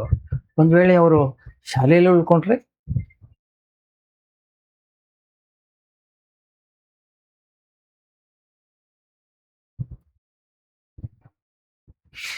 ಇಲ್ಲ ಇಲ್ಲ, ನಾನು ಸ್ಕೂಲ್ನಲ್ಲಿ ಇರ್ತೀನಿ. ಶಾಲೆಯನ್ನೇ ಮನೆ ಮಾಡ್ಕೊಂಡ್ಬಿಟ್ರೆ.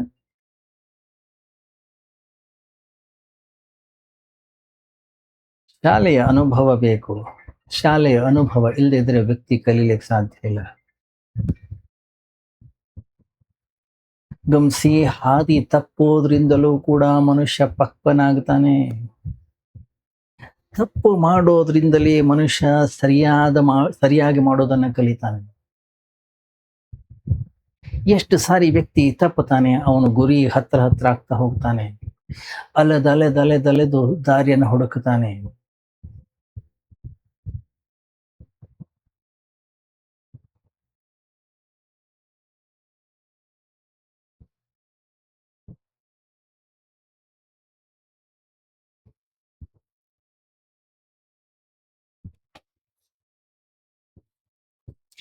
ಜುನಾಯಿದ್ ಅಂತ ಹೇಳಿ ಒಬ್ಬ ಸೂಫಿ ಫಕೀರನಿದ್ದ. ಹಳ್ಳಿಯಲ್ಲಿ ಹೋಗಿದ್ದ, ದಾರಿ ತಪ್ಪಿಟ್ಟಿದ್ದ.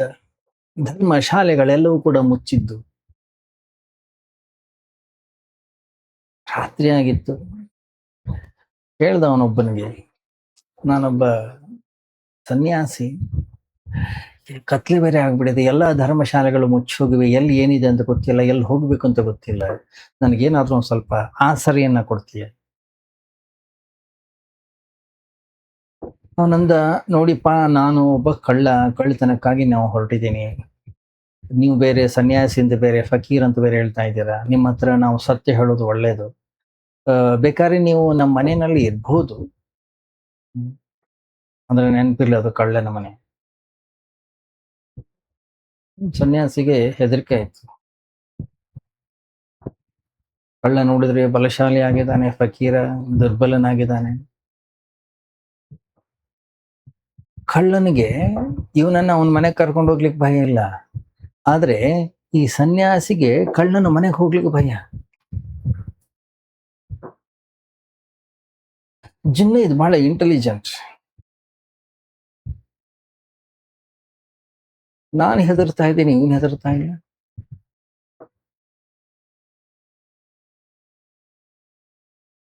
ಅಲ್ಲ, ನಾನು ಇವನ್ ಮನೆಯಲ್ಲಿ ಉಳ್ಕೊಂಡು ಇವನನ್ನು ನಾನು ಸನ್ಯಾಸಿನಿಯಾಗಿ ಮಾಡ್ತೀನಿ ಅನ್ನೋಂಥ ಭಯ ಅವನಿಗಿಲ್ಲ ಅಂತಂದ್ರೆ, ಈ ಕಳ್ಳನ ಮನೆಗೆ ಹೋಗಿ ನಾನೂ ಕಳ್ಳನಾಗ್ತೀನಿ ಅಂತಕ್ಕಂಥ ಭಯ ನನಗೇನಕ್ಕಿರ್ಬೇಕು? ಮೋಸ್ಟ್ಲಿ ನನ್ನ ಮೂಲೆ ಒಳಗಡೆನೆ ಎಲ್ಲೋ ಒಂದು ಕಡೆಗೆ ಕಳ್ಳ ಇರಬೇಕನ್ಸುತ್ತೆ. ಅದೇ ಭಯ. ಅವನಿಂದ ಬರ್ತೀನಿ. ಯಾವ ಮನೆ ಆದ್ರೆ ಏನು, ನಮಗೇನು ಎಲ್ಲಾ ಮನೆ. ನೀನು ಪ್ರೀತಿಯಿಂದ ನನ್ನಪ್ಪ ಅಂತ ಕರ್ತಿದ್ದೀಯ, ಖಂಡಿತ ಬರ್ತೀನಿ. ಕಳ್ಳನ ಮನೆಯಲ್ಲಿ ಇದ್ದ. ಆಶ್ಚರ್ಯ, ಒಂದು ದಿವಸ ಅಂತ ಇರ್ಲಿಕ್ಕೆ ಹೋದವನು 1 ತಿಂಗಳಿದ್ದ. ಜುನೈದ್ ಒಂದು ಕಡೆಗೆ ಹೇಳ್ತಾನೆ, ನನ್ನ ಜೀವನದ ಅತ್ಯಂತ ದೊಡ್ಡ ಗುರು ಈ ಕಳ್ಳ. ಪ್ರತಿ ದಿವಸ ಕಳ್ಳತನಕ್ಕೆ ಹೋಗ್ತಾ ಇದ್ದ. ಬೆಳಗಿನ ಜಾವ ಅವನು ವಾಪಸ್ ಬರ್ತಿದ್ದ. ಅವನು ಬೆಳಗ್ಗೆ ಬಂದಾಗ ಜುನೈದ್ ಬಾಗಿಲು ತೆರೀತಿದ್ದ. ಏನಾದ್ರೂ ಲಾಭ ಆಯ್ತಾ, ಯಶಸ್ಸು ಸಿಕ್ತ ಅಂದ್ರೆ ಅವನು ಹೇಳ್ತಿದ್ದಂತೆ, ಇಲ್ಲ ಇವತ್ತೇನು ಸಿಗ್ಲಿಲ್ಲ, ಮೋಸ್ಟ್ಲಿ ನಾಳೆ ಗ್ಯಾರಂಟಿ ಸಿಗುತ್ತೆ. ಜುನೈದ್ ಹೇಳ್ತಾನೆ, ಅವನ ಕಣ್ಣುಗಳಲ್ಲಿ ಯಾವತ್ತೂ ನಾನು ನಿರಾಶೆಯನ್ನ ಕಂಡಿಲ್ಲ. ಅವನ ಕಣ್ಣುಗಳು ಯಾವಾಗಲೂ ಭರವಸೆಯಿಂದ ಕೂಡಿತ್ತು. ಯಾವತ್ತೂ ಕೂಡ ಅವನು ದಣದ ಹಾಗೆ ಕಾಣಿಸ್ತಾ ಇರಲಿಲ್ಲ. ನಿನ್ನೆ ಹೋದಾಗ ಎಷ್ಟು ಉತ್ಸಾಹ ಆಯ್ತು, ಅಷ್ಟೇ ಉತ್ಸಾಹ ಪ್ರತಿ ದಿವಸ ರಾತ್ರಿ ಕಳ್ಳತನಕ್ಕೆ ಹೋಗುವಾಗ ಅವನಲ್ಲಿತ್ತು. ಬೆಳಿಗ್ಗೆ ಬರುವಾಗ ಖಾಲಿ ಕೈಯಿಂದ ಬರ್ತಿದ್ದ. ನಾನು ಕೇಳಿದ್ರೆ ಅವನು ಹೇಳ್ತಿದ್ದ, ಏಯ್ ಡೋಂಟ್ ವರಿ, ಚಿಂತೆ ಮಾಡಬೇಡಿ ನೀವು, ನಾಳೆ ತರ್ತೀನಿ. ನಾನು ಭಗವಂತನನ್ನು ಹುಡುಕ್ಲಿಕ್ಕೆ ಹೊರಟಾಗ ನನ್ನ ಸ್ಥಿತಿಯೂ ಕೂಡ ಈ ಕಳ್ಳನ ಹಾಗೆ ಆಗಿತ್ತು. ಪ್ರತಿ ದಿವಸ ಹುಡುಕ್ತಾ ಇದ್ದೆ, ಕೈಗೇನು ಕೂಡ ಸಿಗ್ತಾ ಇರಲಿಲ್ಲ. ರಾತ್ರಿ ಇಡೀ ಜಾಗರಣೆಯನ್ನ ಮಾಡಿ ಪ್ರಾರ್ಥನೆ ಮಾಡ್ತಾ ಇದ್ದೆ, ನಾಮಸ್ಮರಣೆ ಮಾಡ್ತಾ ಇದ್ದೆ, ಜಪವನ್ನ ಮಾಡ್ತಾ ಇದ್ದೆ, ಧ್ಯಾನವನ್ನ ಮಾಡ್ತಾ ಇದ್ದೆ. ಒಂದು ದಿವಸವೂ ಕೂಡ ನನಗೆ ಆ ದಿವ್ಯ ಅನುಭವ ಅನ್ನೋದು ಘಟಿಸ್ಲಿಲ್ಲ. ಎಷ್ಟೋ ಬಾರಿ ನನಗೆ ಅನಿಸ್ತಿತ್ತು, ಎಲ್ಲ ವ್ಯರ್ಥ, ಇದನ್ನ ಬಿಟ್ಬಿಡೋದು ಒಳ್ಳೇದು. ಯಾಕೆ ಈ ಭಗವಂತನ ಅನ್ವೇಷಣೆ ಇದೆಲ್ಲ ಒಂದು ದೊಡ್ಡ ಮೋಸ ಅನ್ಸುತ್ತೆ. ವಾಪಸ್ ಸಂಸಾರಕ್ಕೆ ಹೋಗೋದೇ ಒಳ್ಳೇದು. ಅವಾಗೆಲ್ಲ ನನಗೆ ಕಳ್ಳನ್ ನೆನಪಾಗ್ತಿತ್ತು. ಇಲ್ಲ, ಇವತ್ತಿಲ್ಲ ಅಂದ್ರೆ ನಾಳೆ. ಆ ಕಳ್ಳನ ಧ್ವನಿ ನನ್ನ ಕಿವಿಯಲ್ಲಿ ಯಾವಾಗ್ಲೂ ಕೂಡ ಕೇಳಿಸ್ತಾ ಇತ್ತು. ಖಂಡಿತ ನಿರಾಶೆಯನ್ನು ಹೊಂದುತ್ತಾ ಇರಲಿಲ್ಲ. ಇವತ್ತಿಲ್ಲ ಅಂದ್ರೆ ನಾಳೆ ಗ್ಯಾರಂಟಿ. ಅದೇ ಉತ್ಸಾಹ. ಯಾವತ್ತು ನನಗೆ ಭಗವಂತನ ಸಾಕ್ಷಾತ್ಕಾರ ಆಯ್ತೋ, ನಾನು ಮೊದಲು ಧನ್ಯವಾದವನ್ನ ಹೇಳಿದ್ದು ಆ ಕಳ್ಳನಿಗೆ. ಯಾಕಂದ್ರೆ ಅವನೇ ನನ್ನ ನಿಜವಾದ ಗುರು. ಕಲಿಯುವ ಕಲೆ ಅಹಂಕಾರದ ಕತ್ತಲೆ ನಾವು ಕಲೀಲಿಕ್ಕೆ ತಯಾರಿದ್ರೆ ಬೇಕಾದ್ರೆ ನಾವು ಕಳ್ಳನಿಂದಲೂ ಕೂಡ ಕಲೀಲಿಕ್ಕೆ ಸಾಧ್ಯ. ಕಲಿಯೋದು ನಮ್ಗೆ ಗೊತ್ತಿಲ್ಲ ಅಂತಂದ್ರೆ ಭಗವಂತನೇ ಸ್ವತಃ ನಮ್ಮ ಮುಂದೆ ಬಂದು ನಿಂತು ಉಪದೇಶವನ್ನ ಮಾಡಿದ್ರು ಕೂಡ ನಾವು ಕಲೀಲಿಕ್ಕೆ ಸಾಧ್ಯ ಇಲ್ಲ. ಖಾಲಿ ಕೈಯಲ್ಲೇ ವಾಪಸ್ ಹೋಗ್ತೀವಿ ನಾವು. ಅವನು ಆಶೀರ್ವಾದವನ್ನು ಮಾಡ್ಲಿಕ್ಕೆ ತಯಾರಿದ್ರು, ಅದನ್ನು ಸ್ವೀಕಾರ ಮಾಡ್ಲಿಕ್ಕೆ ನಾವು ರೆಡಿ ಇಲ್ಲ.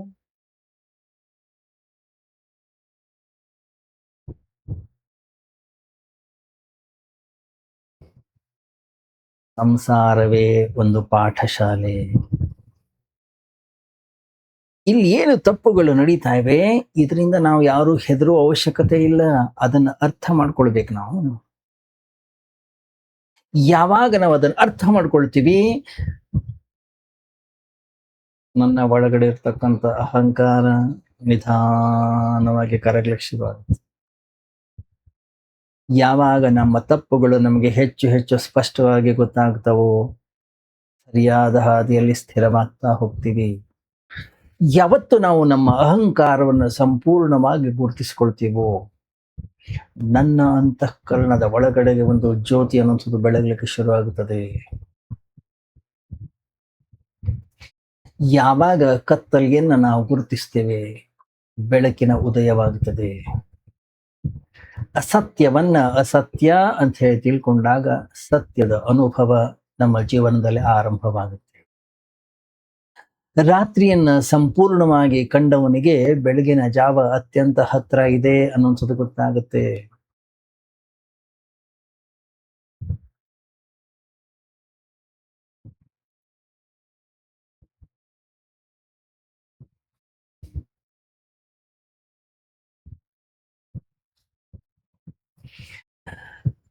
ಒಂದು ವೇಳೆ ಪರೀಕ್ಷೆ ಲೋಕಾನ್ ಕರ್ಮಚಿತಾನ್, ಇಲ್ಲ, ಉಪನಿಷತ್ತು ಸುಮ್ಮನೆ ಹೇಳಲಿಲ್ಲ. ಈ ಜಗತ್ತಿನ ಎಲ್ಲವನ್ನು ಕೂಡ ನಾವು ಅನುಭವಿಸ್ಬೇಕು, ನೋಡಬೇಕು. ಪರೀಕ್ಷೆಯನ್ನು ಮಾಡಿ ಅದರಿಂದ ಹೊರಗೆ ಬರಬೇಕು ನಾವು. ಚೆನ್ನಾಗಿ ಸಮ್ಯಕ್ ಅಂತಕ್ಕಂಥ ಶಬ್ದದ ಪ್ರಯೋಗವನ್ನು ಮಾಡ್ತಾರೆ.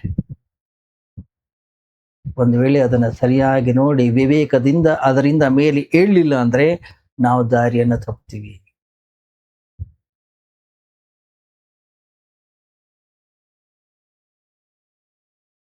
ಏನಿದು? ಅದೊಂದು ಅನಿವಾರ್ಯವಾಗಿರ್ತಕ್ಕಂತಹ ಮಾರ್ಗ. ಸಂಸಾರಕ್ಕೆ ಅಹಂಕಾರದ ಅಗತ್ಯವಿದೆ, ಆದ್ರೆ ಪಾರಮಾರ್ಥಿಕಕ್ಕೆ ಆ ಅಹಂಕಾರವೇ ಅಡೆತಡೆ. ಈ ಸಂಸಾರದಲ್ಲಿ ಯಾವುದೆಲ್ಲ ನಮ್ಗೆ ಸಹಾಯ ಮಾಡ್ತದೋ ಅದೇ ಪರಮಾತ್ಮನ ಪ್ರಾಪ್ತಿಯಲ್ಲಿ ಅಡೆತಡೆಯಾಗ್ತದೆ. ಇಲ್ಲಿ ಯಾವುದು ನಮ್ಗೆ ಸಹಾಯಕವಾಗಿದೆಯೋ ಆಧ್ಯಾತ್ಮಿಕ ದಾರಿಯಲ್ಲಿ ಅದೇ ನಮಗೆ ಅಡ್ಡಿಯಾಗ್ತದೆ. ಯಾಕೆ? ಆಧ್ಯಾತ್ಮಿಕ ಪ್ರಯಾಣ ಅನ್ನೋದೇನಿದೆ ಸಂಪೂರ್ಣವಾಗಿ ವಿರುದ್ಧವಾಗಿರ್ತಕ್ಕಂಥದ್ದು. ಸಂಸಾರದಲ್ಲಿ ನಾವು ಪೂರ್ವದ ಕಡೆಗೆ ಹೊರಟ್ರೆ ಪರಮಾತ್ಮನ ಪಡೀಲಿಕ್ಕೆ ನಾವು ಪಶ್ಚಿಮದ ಕಡೆಗೆ ಸಾಗಬೇಕು. ಸಂಸಾರದಲ್ಲಿ ನಮ್ಮ ಪ್ರಯಾಣ ಕೆಳಗಡೆ ಆದ್ರೆ ಅಧ್ಯಾತ್ಮದಲ್ಲಿ ಮೇಲೆ ಹೋಗ್ಬೇಕು. ಇಲ್ಲಿ ನಾವು ಬರಬೇಕಾಗಿರುವುದು ನಮ್ಮ ಅಂತಃಕರಣದ ಒಳಗಡೆಗೆ. ಸಂಸಾರದ ಕಡೆ ಹೋಗ್ಲಿಕ್ಕೆ ವಿಚಾರಗಳು ಬೇಕಾದ್ರೆ ಅಧ್ಯಾತ್ಮದ ಕಡೆಗೆ ಬರ್ಲಿಕ್ಕೆ ನಿರ್ವಿಚಾರ. ಎಷ್ಟು ಅಶಾಂತವಾಗಿರ್ತೀವಿ ಅಷ್ಟು ಈ ಸಂಸಾರದಲ್ಲಿ ನಾವು ಯಶಸ್ವಿಯಾಗ್ತೀವಿ. ಗಮನಿಸಿದ್ರೆ ನೀವು ಜೀವನದಲ್ಲಿ ಹಾರ್ಟ್ ಅಟ್ಯಾಕ್ ಇಲ್ಲ, ಅಲ್ಸರ್ ಇಲ್ಲ, ಕ್ಯಾನ್ಸರ್ ಇಲ್ಲ ಅಂದ್ರೆ ಅವನ ಜೀವನದಲ್ಲಿ ಯಶಸ್ವಿ ಆಗ್ಲಿಕ್ಕೆ ಸಾಧ್ಯ ಇಲ್ಲ. ಯಾಕೆ? ಇಲ್ಲಿ ಅಶಾಂತಿಯೇ ಯಶಸ್ಸಿನ ಬೆಲೆ. ಅಧ್ಯಾತ್ಮದಲ್ಲಿ ಮನಸ್ಸು ಎಷ್ಟು ಶಾಂತವಾಗಿರ್ತದೋ,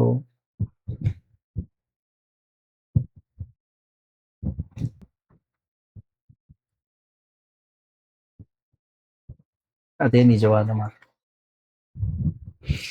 ಅದಕ್ಕೆ ಹೇಳಿದ್ದು, ಸಂಸಾರದ ಕಡೆಗೆ ಹೋಗ್ಲಿಕ್ಕೆ ಯಾವುದು ಅನುಕೂಲವೋ ಅದೇ ಅಧ್ಯಾತ್ಮದ ಕಡೆಗೆ ಹೋಗ್ಲಿಕ್ಕೆ ಅದೇ ಅಡೆತಡೆಗಳು. ಎರಡು ವಿರುದ್ಧವಾಗಿರ್ತಕ್ಕಂಥ ಆಯಾಮಗಳು, ಆದ್ರೆ ಬೇರೆ ದಾರಿ ಇಲ್ಲ, ಪ್ರಯಾಣವನ್ನ ಮಾಡಲೇಬೇಕು. ಯಾವಾಗ ಇದರ ಸ್ಪಷ್ಟತೆ ನಮಗೆ ಗೊತ್ತಾಗುತ್ತೋ ನಮ್ಮ ಪ್ರಯಾಣ ಸುಲಭವಾಗುತ್ತದೆ. ಅದರಿಂದಲೇ ಸಂಸಾರದಲ್ಲಿ ಅಹಂಕಾರದ ಅಗತ್ಯ ಇದೆ.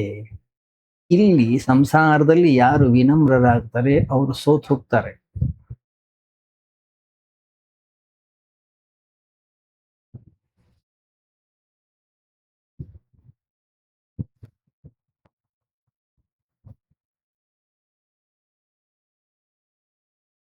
ಸಂಸಾರದಲ್ಲಿ ಯಾರು ವಿನಯಶೀಲರಾಗಿರ್ತಾರೆ ಅವರು ಬಹಳ ಹಿಂದೆ ನಿಂತ್ಕೋಬೇಕಾಗುತ್ತೆ. ಅವ್ನು ಮುಂದೆ ಬರ್ಲಿಕ್ಕೆ ಆಗೋದೇ ಇಲ್ಲ. ಯಾಕೆ? ಎಲ್ಲರೂ ಕೂಡ ಅವನನ್ನು ತಳ್ಳಿ ತಳ್ಳಿ ತಳ್ಳಿ ಹಿಂದೆ ಹಾಕ್ತಾರೆ, ಅವ್ರು ಮುಂದೆ ಬರ್ತಾರೆ. ಅವನು ಯಾವತ್ತೂ ಕೂಡ ಮೊದಲು ಫಸ್ಟ್ ಆಗ್ಲಿಕ್ಕೆ ಸಾಧ್ಯವೇ ಇಲ್ಲ. ಯಾಕೆ? ಯಾಕಂದ್ರೆ ಸಂಸಾರದಲ್ಲಿ ಸ್ಪರ್ಧೆ ಬಹಳ, ಕಾಂಪಿಟಿಷನ್, ಆಕ್ರಮಣವಾಗಿರ್ಬೇಕು, ಕ್ರೂರಿ ಆಗಿರ್ಬೇಕು ಅವನು.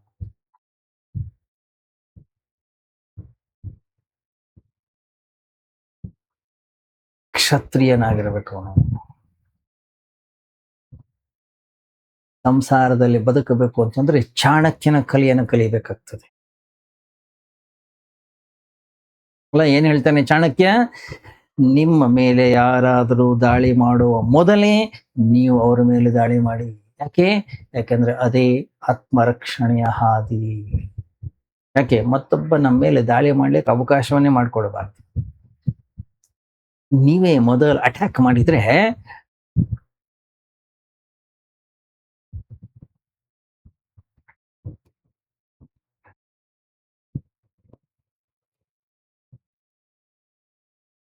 ಈ ಸಂಸಾರದಲ್ಲಿ ಗೆಲ್ತೀಯ. ಅಲ್ಲ, ಮೆಕ್ಯಾವಲಿ ಅಂತ ಹೇಳಿ ಇನ್ನೊಬ್ಬ ಇದ್ದ ಪಾಶ್ಚಾತ್ಯ ರಾಷ್ಟ್ರದಲ್ಲಿ. ಅವನು ಹೇಳೋನು, ಶತ್ರು ಅಲ್ಲ ಮಿತ್ರನನ್ನು ಕೂಡ ನಂಬಬಾರದು ನೀವು. ಯಾಕೆ? ಯಾರನ್ನೂ ಮಿತ್ರ ಅಂತ ಭಾವಿಸಬೇಡಿ ನೀವು, ಆದ್ರೆ ಎಲ್ಲರ ಜೊತೆಗೆ ಮಿತ್ರರ ಹಾಗೆ ಇರಿ. ಆದ್ರೆ ಒಳಗಡೆಗೆ ಯಾರನ್ನೂ ಮಿತ್ರ ಅಂತ ಸ್ವೀಕಾರ ಮಾಡಬೇಡಿ.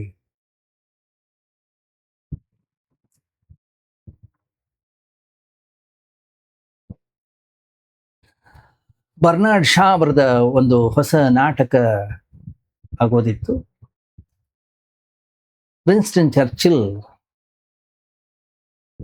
ಅವ್ರಿಗೊಂದು ಪತ್ರ ಬರೆದಿದ್ರು. ಬರ್ನಾರ್ಡ್ ಶಾ ವ್ಯಂಗ್ಯ ಮಾಡೋದ್ರಲ್ಲಿ ಬಹಳ ಚತುರ. ಆಗ ಚರ್ಚಿಲ್ ಪ್ರೈಮ್ ಮಿನಿಸ್ಟರ್ ಆಗಿದ್ರು.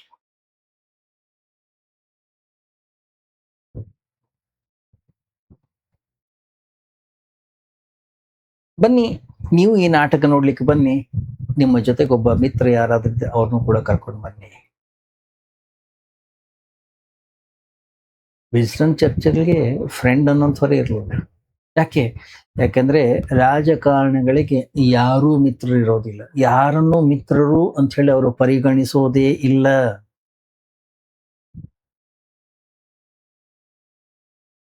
ರಾಜಕಾರಣದಲ್ಲಿ ನೀವು ಇರಬೇಕು ಅಂತಂದ್ರೆ ಏನು,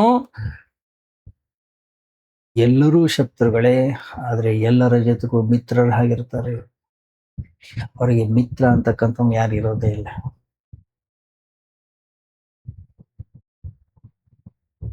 ಚರ್ಚಲ್ಲಿ ಬಹಳ ಆಶ್ಚರ್ಯ ಆಯ್ತು ಇವನ ಲೆಟರ್ ನೋಡಿ.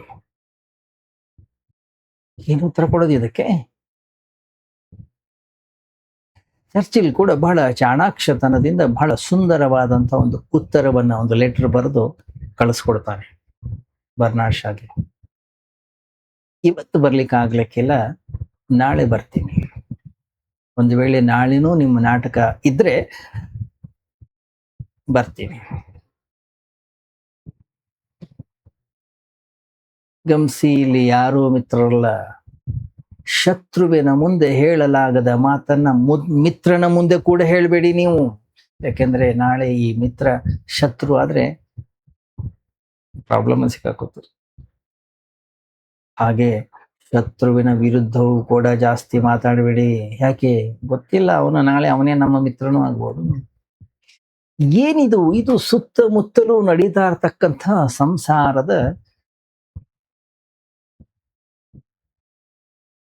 ರೂಪ. ಇಲ್ಲಿ ಪ್ರತಿಕ್ಷಣವೂ ಕೂಡ ಎಲ್ಲ ಬದಲಾಗ್ತಾ ಇದೆ. ಇಲ್ಲಿ ನಮ್ಮವ್ರು ಯಾರು ಬೇರೆಯವ್ರು ಯಾರು ಹೇಳೋದೇ ಬಹಳ ಕಷ್ಟ.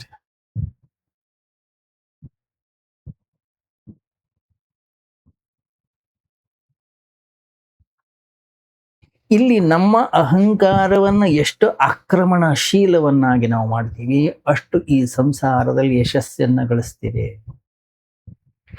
ನಾವೇನು ಈ ಹೊರಗಡೆ ಜಗತ್ನಲ್ಲಿ ಯಶಸ್ವಿ ವ್ಯಕ್ತಿಗಳು ಅಂತ ಹೇಳಿ ಏನೇ ನೋಡ್ತಾ ಇದೀವಲ್ಲ, ಯಾರು ಅವ್ರು? ಎಲ್ಲರೂ ಅಹಂಕಾರಿಗಳೇ. ಯಾಕಂದ್ರೆ ಈ ಸಂಸಾರದಲ್ಲಿ ವಿನಮ್ರತೆಯಿಂದ ಯಶಸ್ಸು ಸಿಗ್ಲಿಕ್ಕೆ ಸಾಧ್ಯವೇ ಇಲ್ಲ. ಸಿಕ್ಕರೆ ಅದೊಂದು ಮಿರಾಕಲ್, ಅದೊಂದು ಪವಾಡ. ಯಾಕಂದ್ರೆ ಪರಮಾತ್ಮನ ದಾರಿಯಲ್ಲಿ ಮಾತ್ರ ವಿನಮ್ರತೆಗೆ ಯಶಸ್ಸು ಸಿಗುತ್ತೆ, ಅಹಂಕಾರಿಗಳಲ್ಲಿ ಜಾಗ ಇಲ್ಲ. ಸಂಸಾರದಲ್ಲಿ ಯಾರು ನಂಬರ್ 1 ಆಗಿದ್ದಾರೆ, ಅಧ್ಯಾತ್ಮದಲ್ಲಿ ಅವರು ಕೊನೆಯಲ್ಲಿರ್ತಾರೆ.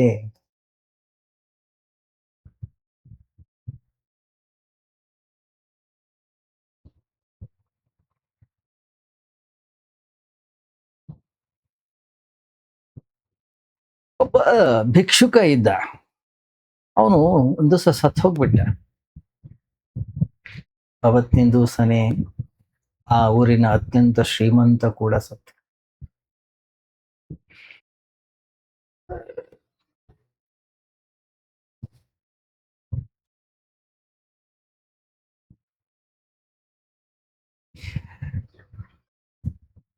ಸಾಮಾನ್ಯವಾಗಿ ಭಿಕ್ಷುಕ ಏನ್ ಮಾಡ್ತಾರೆ, ಶ್ರೀಮಂತರ ಮನೆ ಹೊರಗಡೆ ಇರ್ತಾರೆ, ಏನೋ ತಿಂದು ಬೀಸಾಡಿದ್ದನ್ನು ಆಯ್ಕೊಂಡು ಏನೋ ತಿಂತಾ ಇರ್ತಾರೆ.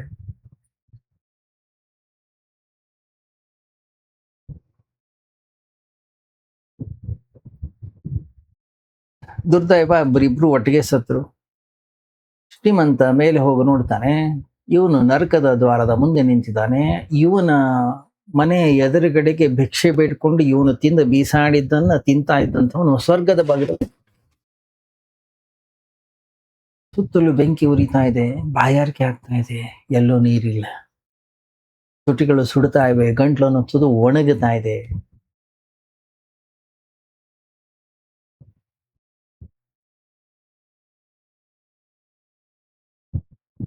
ಅಲ್ಲೇ ಪಕ್ಕದಲ್ಲಿದ್ದಂಥ ಒಬ್ಬ ಅಸಿಸ್ಟೆಂಟ್ಗೆ ಅವನು ಹೇಳ್ತಾನೆ, ಶ್ರೀಮಂತ, ಹೇಯ್ ಅವನ ಭಿಕ್ಷುಕನ ಕರಿ, ಒಂದ್ ಸ್ವಲ್ಪ ನೀರ್ ತರ್ಲಿಕ್ಕೆ ಹೇಳು. ಯಾಕಂದ್ರೆ ಅವ್ನು ನಂಗೆ ಚೆನ್ನಾಗಿ ಗೊತ್ತಿದೆ, ನಮ್ಮ ಮನೆ ಹೊರಗಡೆ ಇದ್ದುಕೊಂಡು ಅವ್ನು ಭಿಕ್ಷೆ ಬೇಡ್ತಾ ಇದ್ದ.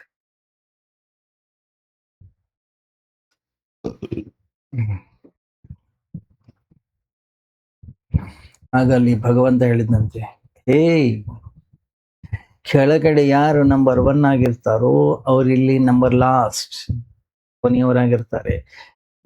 ಕೆಳಗಡೆ ಯಾರು ಕೊನೆ ಲಾಸ್ಟ್ ಅಲ್ಲಿ ಇರ್ತಾರೋ ಅವ್ರಿಲ್ಲಿ ನಂಬರ್ 1 ಆಗಿರ್ತಾರೆ. ಅವನು ಅಲ್ಲಿ ಬಡತನವನ್ನು ಅನುಭವಿಸಿದ್ದಾನೆ, ಈಗ ಅವನ ಸಮಯ. ನೀನು ನೀನು ಬಹಳಷ್ಟು ಪಾರ್ಟಿ ಮಾಡಿದ್ಯಾ, ರಸದೌತಗಳನ್ನ ಅನುಭವಿಸಿದ್ಯಾ, ಈಗ ಸುಟ್ಕೊಳ್ಳೋ ಜವಾಬ್ದಾರಿ ನಿಂದು. ಇಲ್ಲಿ ಯಾರಿಗೂ ಹೆಲ್ಪ್ ಮಾಡಲ್ಲ.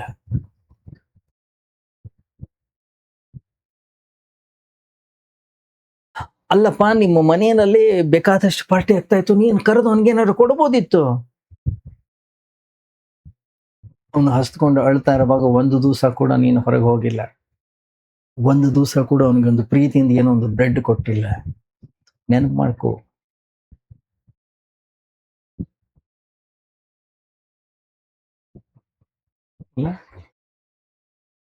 ತಮಾಷೆಗೆ ಹೇಳ್ತಾರೆ, ಸೂಜಿಯ ಕಣ್ಣಿನಿಂದ ಬೇಕಾದ್ರೆ ಒಂಟೆ ಬೇಕಾದ್ರೆ ಪ್ರವೇಶ ಮಾಡಬಹುದಂತೆ, ಆದ್ರೆ ಶ್ರೀಮಂತ ವ್ಯಕ್ತಿ ಸ್ವರ್ಗದ ಒಳಗಡೆಗೆ ಪ್ರವೇಶ ಮಾಡ್ಲಿಕ್ಕೆ ಆಗೋದಿಲ್ಲ.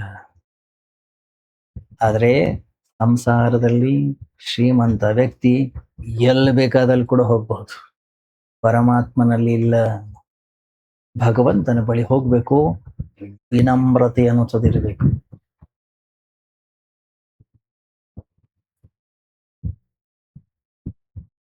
ಒಂದು ಸರಳತೆ ಇರಬೇಕು.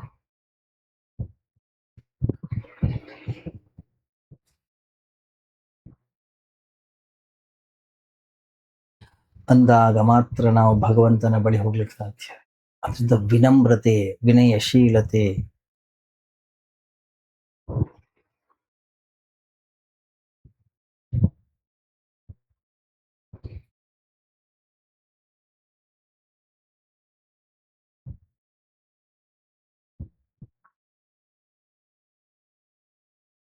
ಹೀಗೆ ಆ, ಎಲ್ಲ ಧರ್ಮದಲ್ಲಿಯೂ ಕೂಡ ಆ ಆ ಧರ್ಮದ ರಕ್ಷಣೆಗೆ ಟ್ರೈನಿಂಗ್ ಸೆಂಟರ್ ಇರುತ್ತೆ. ಹಾಗೆ ಒಂದು ಕ್ರಿಶ್ಚಿಯನ್ ಟ್ರೈನಿಂಗ್ ಸೆಂಟರ್ ಅಲ್ಲಿ ಇಬ್ರು ಹುಡುಗರಿಗೆ ಟ್ರೈನಿಂಗ್ ಕೊಟ್ಟರು.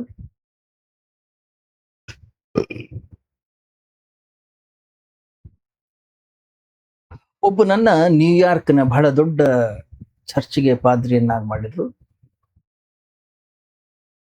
ಇನ್ನೊಬ್ಬ ಅತ್ಯಂತ ಸಣ್ಣ ಹಳ್ಳಿಯಲ್ಲಿ ಒಂದು ಚರ್ಚಲ್ಲಿ ಅವನು ಪಾದ್ರಿ ಆದ.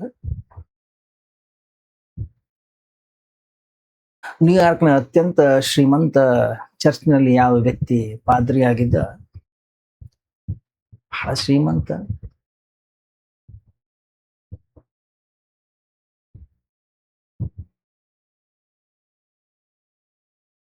ಎಷ್ಟೋ ವರ್ಷಗಳ ನಂತರ ಅವರಿಬ್ರು ಫ್ರೆಂಡ್ಸ್, ಅವರು ಒಂದ್ಸರಿ ಭೇಟಿಯಾದ್ರು.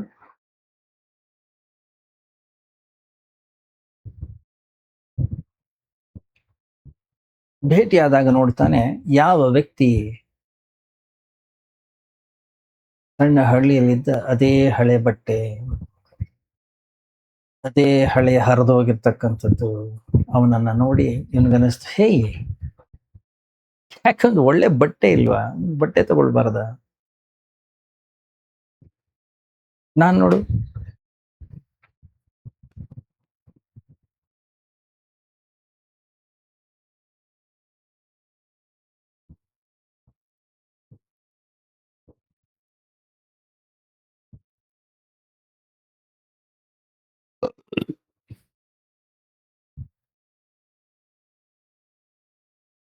ಅದಕ್ಕೆ ಅವನ ಹಳ್ಳಿಯ ಪಾದ್ರಿ ಹೇಳಿದ್ನಂತೆ, ಇಲ್ಲ, ಜೀಸಸ್ಸೇ ಹೇಳಿದಾನಲ್ವಾ, ಏನು, ಸೂಜಿಯ ಕಣ್ಣಿನಿಂದ ಬೇಕಾದ್ರೆ ಒಂಟೆ ಪಾಸ್ ಆಗತ್ತೆ, ಶ್ರೀಮಂತ ಅಲ್ಲ. ಆದ್ರಿಂದ ನೀನು ಬಹಳ ಕಷ್ಟಪಡ್ತಾ ಇದೀಯ, ತುಂಬಾ ಕಷ್ಟಪಡ್ತಾ ಇದ್ದೀನಿ, ಆದ್ರಿಂದ ನಿಮ್ಗೆ ಶ್ರೀಮಂತಿಕೆ ಜಾಸ್ತಿ. ನಮ್ದು ಹಾಗಲ್ಲ, ನಮ್ಮಲ್ಲಿರೋರೆಲ್ಲ ಬಡವರು, ಸುಮ್ಮನೆ ಹಿಂಗ್ ತೋರಿಸಿದ್ರೆ ಸಾಕು ಹೊಡೋಗ್ತಾ ಇರ್ತಾರೆ. ಹಿಂಗಾಗಿ ಕೆಲಸ ಜಾಸ್ತಿ ಇಲ್ಲದೆ ಇರೋದ್ರಿಂದ ಸ್ವಲ್ಪ ಸಂಬಳನೂ ಕಮ್ಮಿನೇ. ಗಮನಿಸಿ, ಸಂಸಾರದಲ್ಲಿ ಯಾವುದು ಮೌಲ್ಯಯುತವಾಗಿದೆಯೋ ಪರಮಾತ್ಮನ ರಾಜ್ಯದಲ್ಲಿ ಅದಕ್ಕೆ ಮೌಲ್ಯವೇ ಇಲ್ಲ. ಸಂಸಾರದಲ್ಲಿ ಯಾವುದಕ್ಕೆ ಬೆಲೆ ಇದೆಯೋ ಪರಮಾತ್ಮನಲ್ಲಿ ಬೆಲೆಯೇ ಇಲ್ಲ. ಅಹಂಕಾರ ಸಂಸಾರದಲ್ಲಿ ರಾಜಮಾರ್ಗ, ಪರಮಾತ್ಮನ ಆ ಮಾರ್ಗದಲ್ಲಿ ಅದೇ ಅಮಾವಾಸ್ಯೆ ಕತ್ತಲೆ.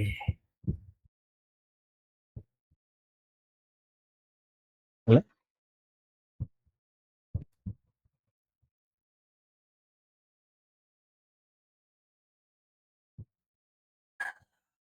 ರೂಮಿಯ ಈ ಸುಂದರವಾದಂತಹ ಒಂದು ಕಥೆ ಎಷ್ಟು ಅದ್ಭುತ ನೋಡಿ.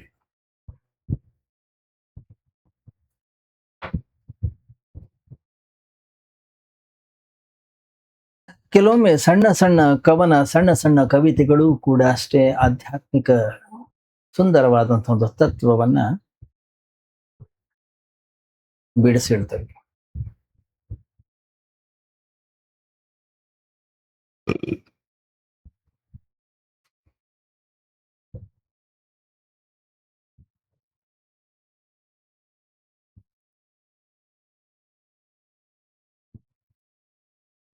ಎಲ್ಲಿ ಅಹಂಕಾರವಿದೆ ಅಲ್ಲಿ ಭಗವಂತನಿಗೆ ಅವಕಾಶವಿಲ್ಲ.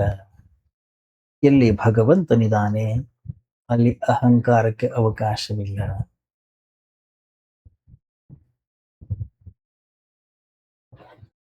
ಎಲ್ಲಿ ನಾನು ಅಂತಕ್ಕಂಥ ಅಹಂಕಾರವಿದೆ ಅಲ್ಲಿ ಸಂಸಾರ.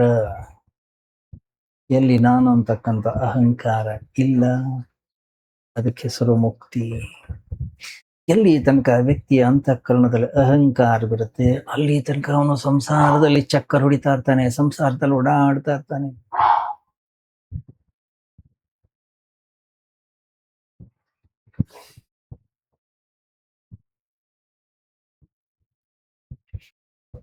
ಯಾವತ್ತು ಈ ಅಹಂಕಾರನು ತುದಿ ಬಿದ್ದು ಹೋಯಿತು,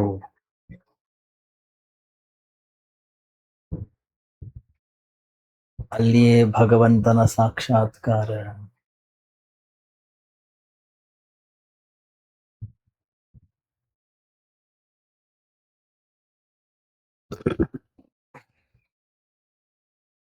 ಮುಂದುವರಿಯುತ್ತೆ. ನಾಳೆ ಚಿಂತನೆ ಮಾಡೋಣ. ಓಂ ಸರ್ವೇ ಭವಂತು ಸುಖಿನಃ, ಸರ್ವೇ ಸಂತು ನಿರಾಮಯಾಃ, ಸರ್ವೇ ಭದ್ರಾಣಿ ಪಶ್ಯಂತು ಮಾ ಕಶ್ಚಿತ್ ದುಃಖಭಾಗ್ ಭವೇತ್. ಅಸತೋ ಮಾ ಸದ್ಗಮಯ, ತಮಸೋ ಮಾ ಜ್ಯೋತಿರ್ಗಮಯ, ಮೃತ್ಯೋರ್ಮಾ ಮೃತಂಗಮಯ. ಓಂ ಶಾಂತಿ ಶಾಂತಿ ಶಾಂತಿ. ಹರಿ ಓಂ. ಶ್ರೀ ಗುರುಭ್ಯೋ ನಮಃ. ಹರಿ ಓಂ.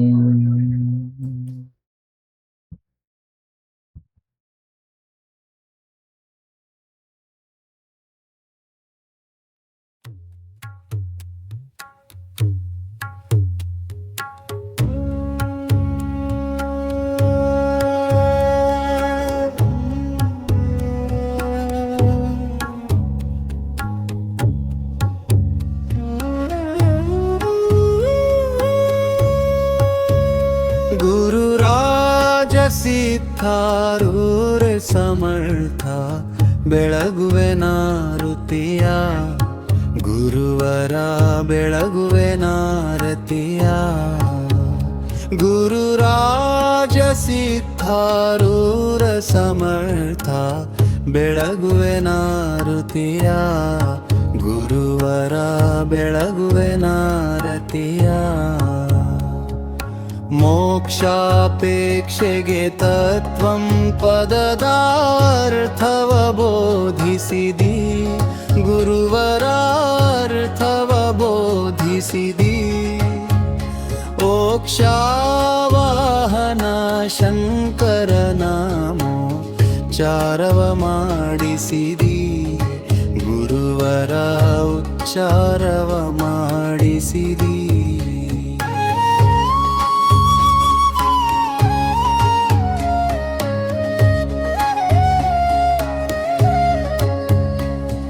ಶ್ಯಾಮಧಾಮ ಶ್ರೀರಾಮ ಭಿನ್ನ ಶಂಕರ ನೀನಿರುವಿ, ಗುರುವರ ಶಂಕರ ನೀನಿರುವಿ.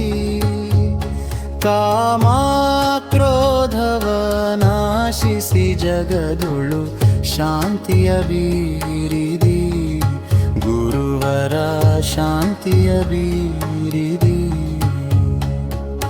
ಚರಣ ಭಜಕರ ದುರಿತದುಂದವ ತ್ವರಿತದಿ ನಾಶಿಸಿದಿ, ಗುರುವರ ತ್ವರಿತದಿ ನಾಶಿಸಿದಿ. ವರಭೃಲತಾಪುರ ದೈವದಿಂದಲಿ ನಿರುತದಿ ವಾಸಿಸಿದಿ, ಗುರುವರ ನಿರುತದಿ ವಾಸಿಸಿದಿ.